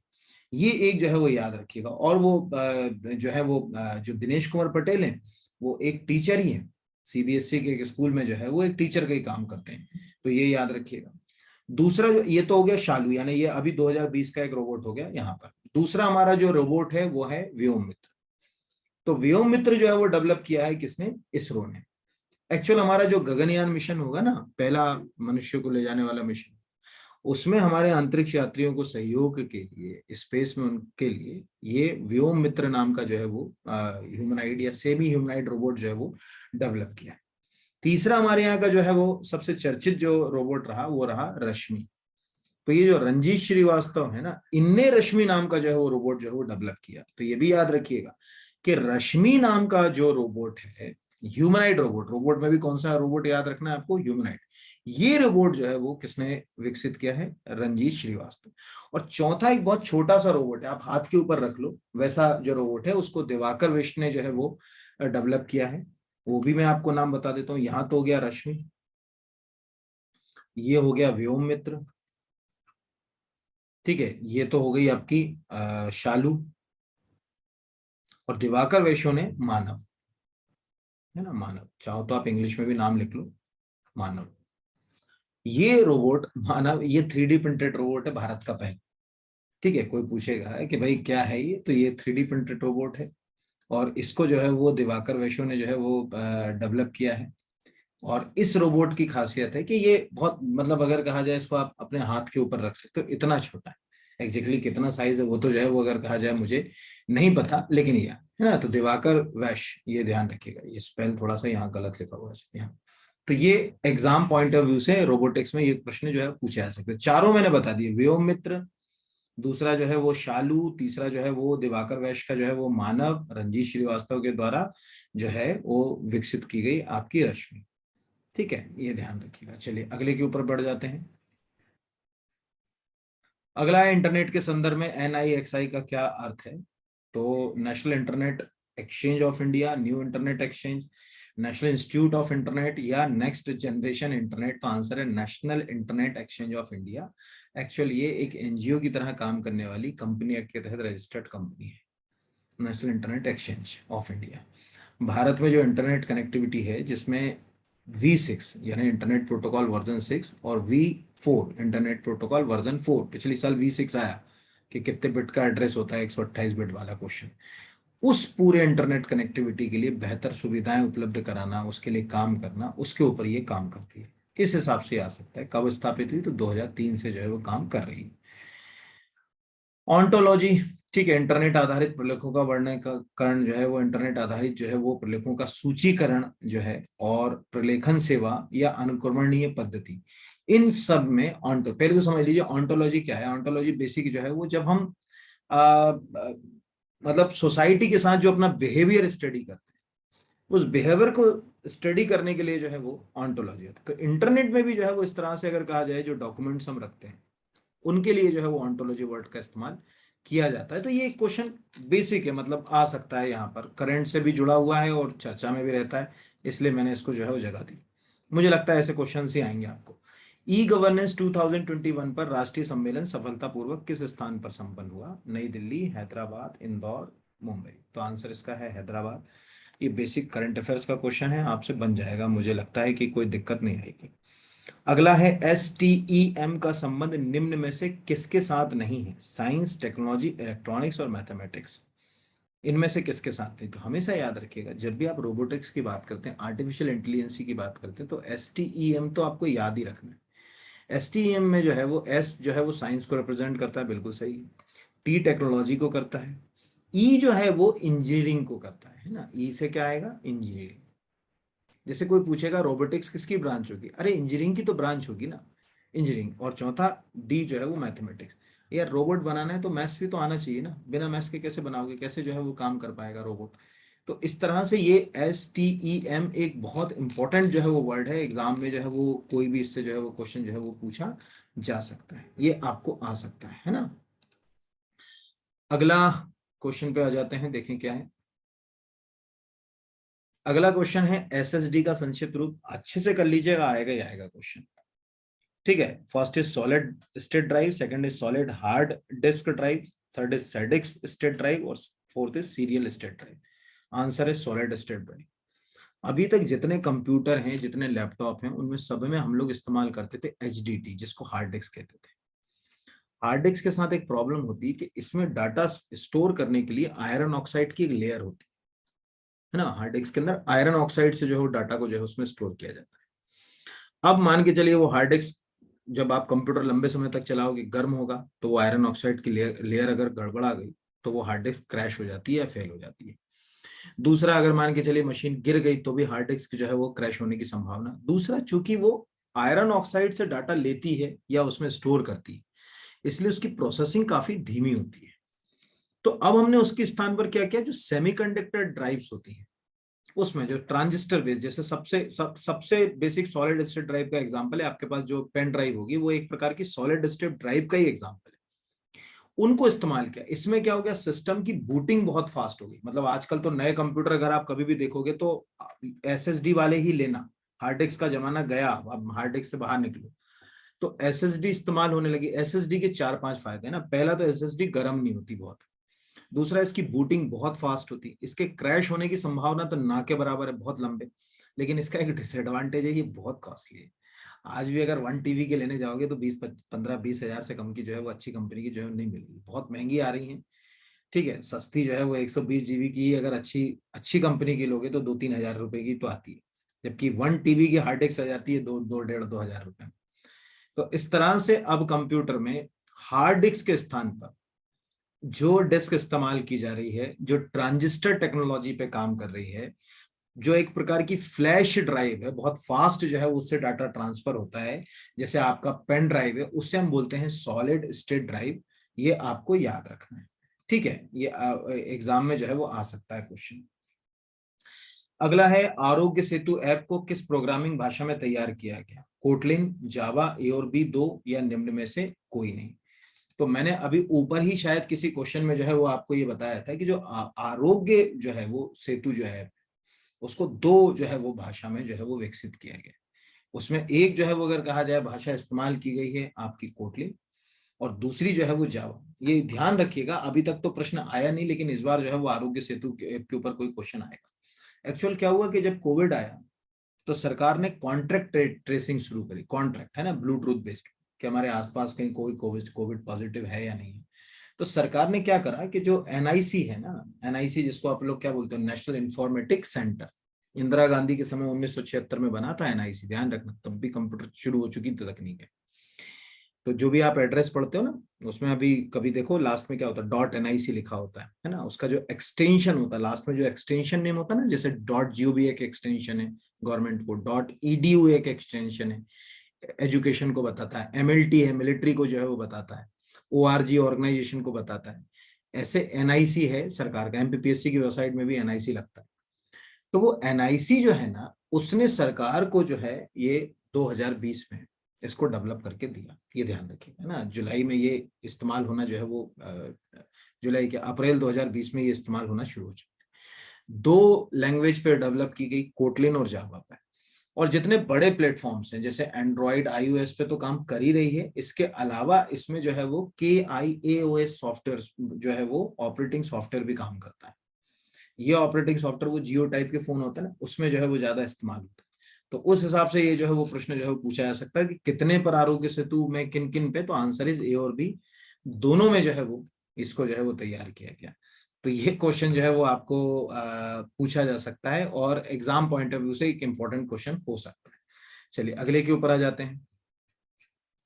अगला है, मनोरंजन की दुनिया में ओटीटी का क्या मतलब है? On the theatre, on the top, on the, ठीक है, अगर कहा जाए over the top, on the top और ऑन द टेलीविजन, ठीक है। तो यहाँ पर अगर कहा जाए तो हमेशा याद रखिएगा, अभी मैंने थोड़ी देर पहले ही आपको बताया था कि ओटीटी जो है वो इस समय जो है वो सबसे ज्यादा है, इसको बोलते हैं ओवर द टॉप।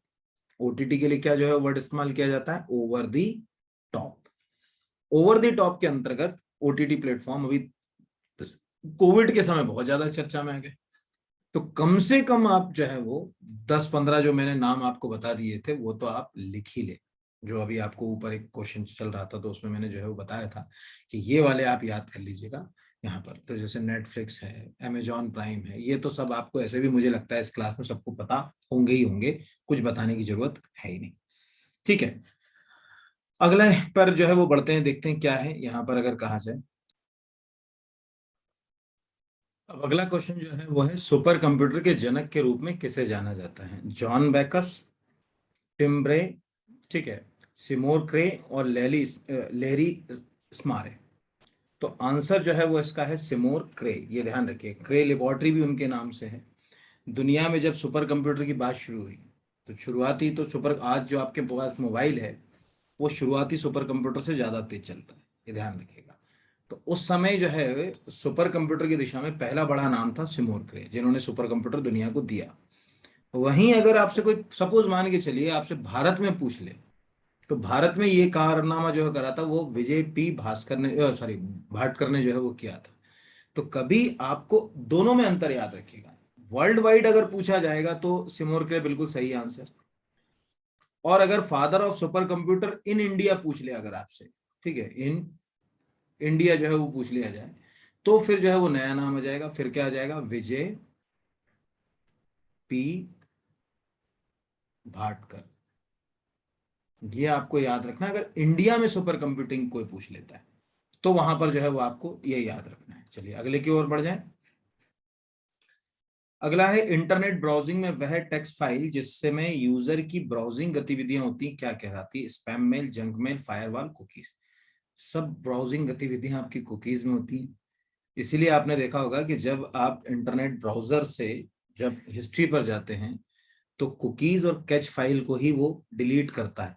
वो पूछता है आपसे कि डिलीट कुकीज और कैच फाइल जो है वो जो होती हैं उनको डिलीट कर देता है, तो पूरा आपका हिस्ट्री क्या हो जाता है? क्लियर हो जाता है।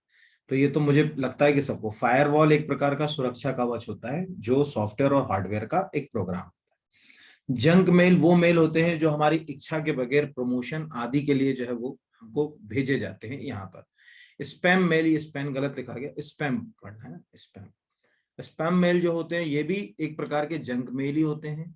इनका उद्देश्य किसी ना किसी तरीके से साइबर क्राइम में बहुत होता है, क्योंकि जितने भी कंप्यूटर वायरस हैं, जैसे रैंसमवेयर है, ट्रोजन हॉर्स है, मालवेयर है, उन सबको इन्हीं स्पैम मेल से जो है वो भेजा जाता है। तो ये दोनों जो है वो मेल से संबंधित वर्ड है। मेल में एक सीसी, बीसीसी, ये वर्ड जो है वो मेल से संबंधित, याद रखना है इतने। फायरवॉल कंप्यूटर में एक सुरक्षा कवच होता है जो सिस्टम की सिक्योरिटी करता है। लाइसेंस विंडो में तो हमेशा फायरवॉल एक्टिव होगा, जो पायरेटेड विंडो होती है उसमें फायरवॉल कभी भी एक्टिव नहीं होता कंप्यूटर के अंदर।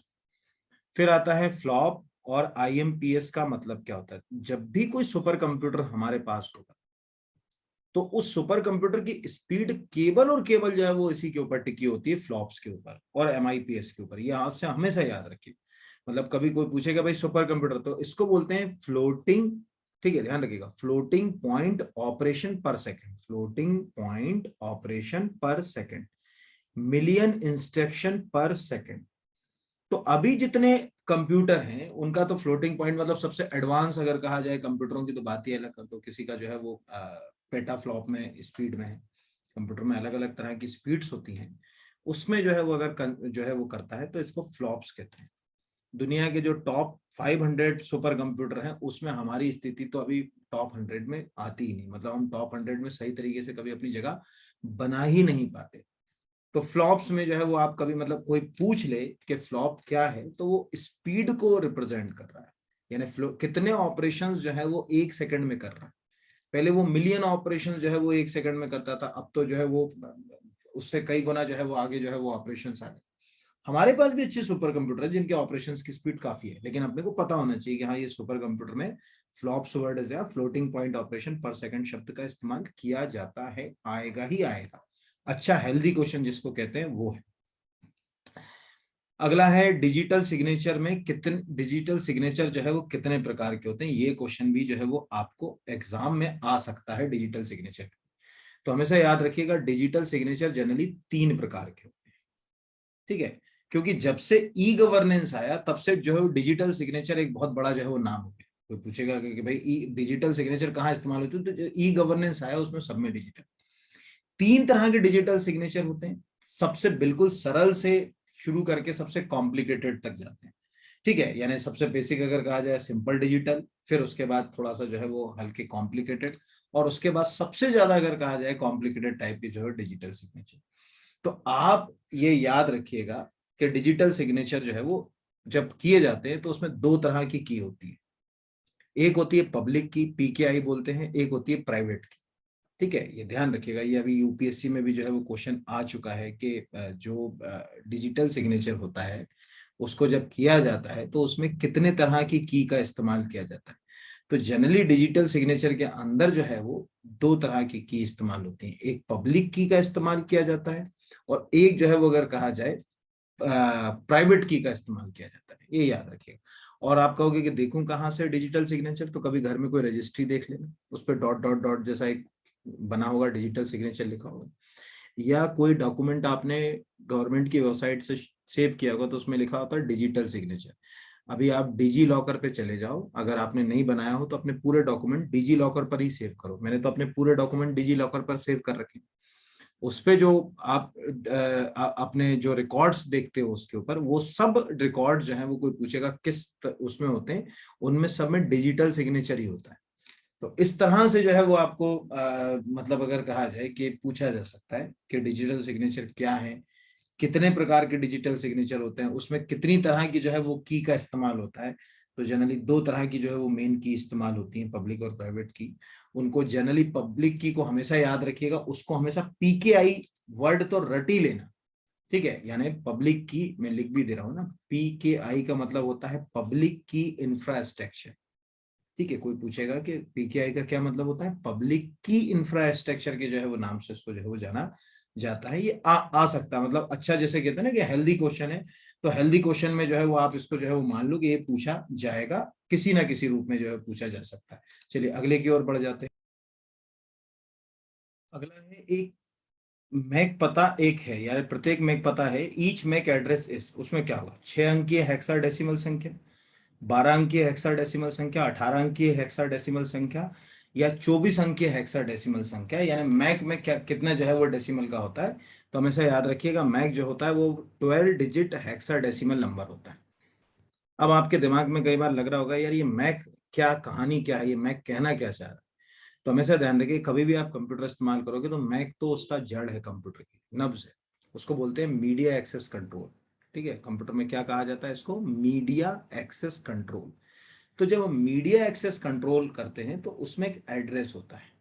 ये एड्रेस यानी यहां पर अपन ऐसे लिख लेंगे, जो एड्रेस है उसका मीडिया एक्सेस कंट्रोल का, ये एड्रेस जो है वो 12 डिजिट में होता है और हेक्साडेसिमल फॉर्म में होता है। आपको मालूम होगा ना कि 12 डिजिट जो है वो हेक्साडेसिमल में होगा, यानी जीरो से जो है वो अगर आप चले गए 1 2 3 4 5 6 7 8 तक प्रक्रिया में, फिर उसके बाद आपने क्या इस्तेमाल कर लिया अगर कहा जाए ABCD वाला जो है, तो ये हेक्साडेसिमल 12 डिजिट का।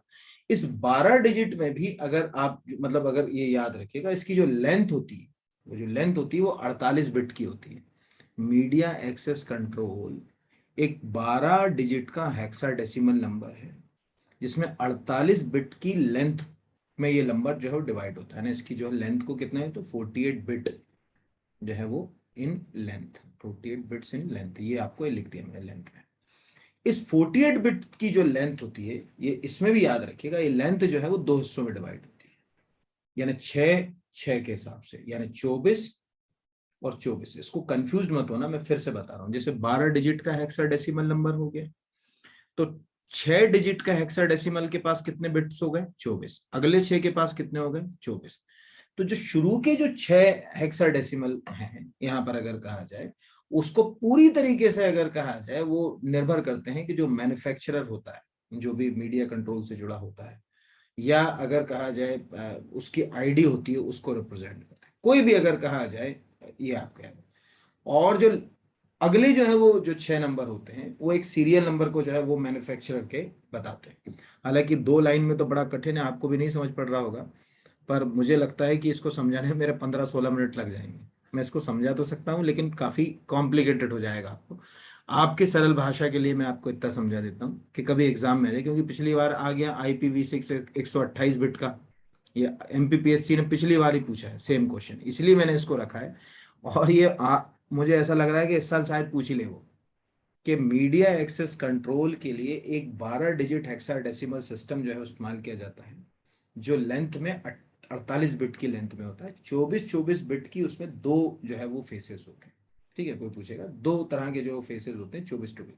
पहला जो होता है उसको अपन OUI या ऑर्गेनाइजेशनल यूनिक आइडेंटिफायर कहते हैं, ऑर्गेनाइजेशनल यूनिट आइडेंटिफायर के नाम से जो है वो जाना जाता है। दूसरा जो 24 बिट का अगला है, ठीक है, वो मैन्युफैक्चरर से जो है वो जुड़ा हुआ होता है, उसकी जो है उसमें जो है वो जानकारी मिलती है। तो ये एक प्रश्न है, मुझे लगता है कि शायद आपको पूछा जा सकता है, जितना कहा है वो बहुत अच्छे से समझिएगा, याद रखिएगा। कौन सा आर्टिफिशियल इंटेलिजेंस से आधारित बुद्धिमान डिजिटल व्यक्तित्व सहायक नहीं है? ठीक है, गूगल है, गूगल नाउ जो है वो अगर कहा जाए है। ठीक है, कॉर्टेना अभी माइक्रोसॉफ्ट के नए जितने भी अगर कहा जाए ऑपरेटिंग सॉफ्टवेयर आप यू डाउनलोड कर रहे हो उसमें आ ही रहा होगा।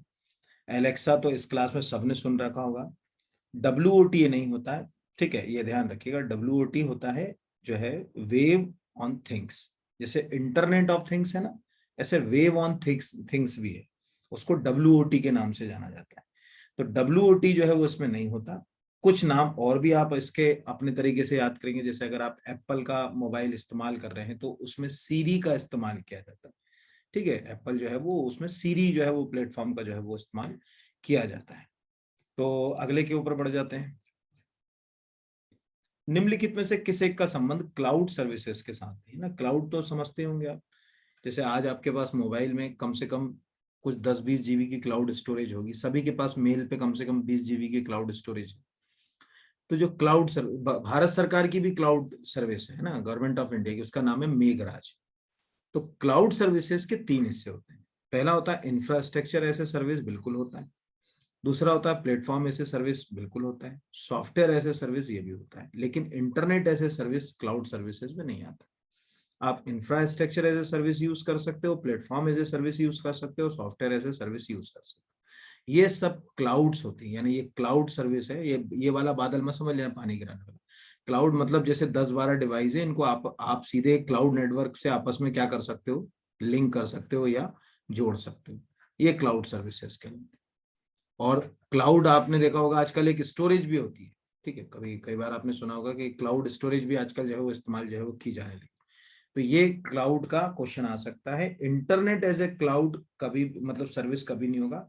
और ये तीनों नाम याद रख लीजिए क्लाउड सर्विसेज में, फुल फॉर्म, ये फुल फॉर्म भी एग्जाम में जो है वो कई बार जो है वो पूछ लेते हैं कि भाई इसका जो है वो फुल फॉर्म क्या है।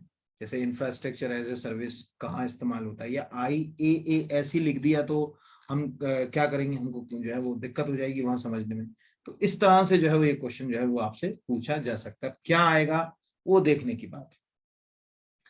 अगला जो है वो क्वेश्चन पे आ जाते हैं। अगला है ब्लॉकचेन तकनीक को सबसे लोकप्रिय बनाने लोकप्रिय अनुप्रयोग क्या है, या the most popular application of blockchain technology is web browser, digital currency, ठीक है, नेचुरल लैंग्वेज प्रोसेसिंग और क्लाउड कंप्यूटिंग। आंसर जो है इसका है डिजिटल करेंसी। वेब ब्राउजर आप सबको मालूम है, मुझे बताने की जरूरत क्या है, नहीं। नेचुरल लर्निंग प्रोसेसिंग जो है, लैंग्वेज प्रोसेसिंग जो है, वो आप सबको मालूम है AI में सब इस्तेमाल करते हो। वो जो गूगल पे आप बोल के आजकल टाइप करते हो ना, वो NLP का ही एग्जाम्पल है, ये ध्यान रखें ना, वो टाइप करते हो। क्लाउड कंप्यूटिंग मैंने अभी आपको बता दिया। तो डिजिटल करेंसी के लिए सबसे ज्यादा ब्लॉकचेन इस्तेमाल होती है। जैसे बिटकॉइन आपको मालूम होगा कि एक डिजिटल करेंसी, और इस समय तो आपको मालूम है कि दुनिया भर में डिजिटल करेंसियां जबरदस्त तहलका मचा रही। क्रिप्टो करेंसी भी बोलते हैं, वर्चुअल करेंसी भी बोलते हैं, डिजिटल करेंसी भी बोलते हैं, सब एक ही नाम है। Digital currency, crypto currency, virtual currency, सब एक ही से जो है वो जुड़े हुए। भारत में डिजिटल करेंसी या क्रिप्टो करेंसी मान्य नहीं है, ये ध्यान रखिएगा, इसको जो है वो मान्यता नहीं दी गई है। लेकिन जो अभी 2022 में बजट आया, इसमें क्रिप्टो करेंसी को अगर में लेन देन करते हो तो उस पर 30% टैक्स लगा दिया, मतलब सरकार ने टैक्स के दायरे में ले। तो लोग कह रहे हैं यार, एक तो क्रिप्टो करेंसी को तुमने जगह नहीं दी, मान्यता नहीं दी, वो तुम टैक्स में उसको जो है ला रहे हो, मतलब तुम कहना क्या चाह रहे हो, उसका मीनिंग ही नहीं समझ पड़ रहा है कि सरकार जो है वो क्या जो है वो अपनी बात जो है वो कहना चाह रही है। तो क्रिप्टो करेंसी, हाँ, कुछ ऐसी जगहें हैं जिन्होंने क्रिप्टो करेंसी को जो है वो ऑफिशियल रूप से जो है वो अपना लिया है, ठीक है, ये ध्यान रखिएगा। मतलब दुनिया भर में आज अब क्रिप्टो करेंसी आने वाले 5-10 साल के अंदर क्रिप्टो करेंसी जो है वो पूरी दुनिया में अपनी एक जगह जो है वो बना लेगी, ये याद रखिएगा। धीरे धीरे, अभी तो नहीं बनाएगी, भारत जैसे देश में तो कभी क्रिप्टो करेंसी जो है वो अपनी जगह बना ही नहीं सकती। 2-4-5 साल में तो अभी बिल्कुल भी आप उम्मीद मत करो कि कुछ क्रिप्टो करेंसी अपनी जो है वो मतलब किसी भी तरीके से कोई जो है वो अपनी पोजीशन बना पाए या जगह बना पाए, ठीक है। तो ये एक प्रश्न जो है वो भी याद रखिएगा। डिजिटल करेंसी मैंने आपको पूरा जो है वो बता दिया, इसमें कुछ भी जो है वो क्वेश्चन आपसे जो है वो पूछा जा सकता है। चलिए अगले के ऊपर आ जाते हैं, यहां से अगला देखते हैं।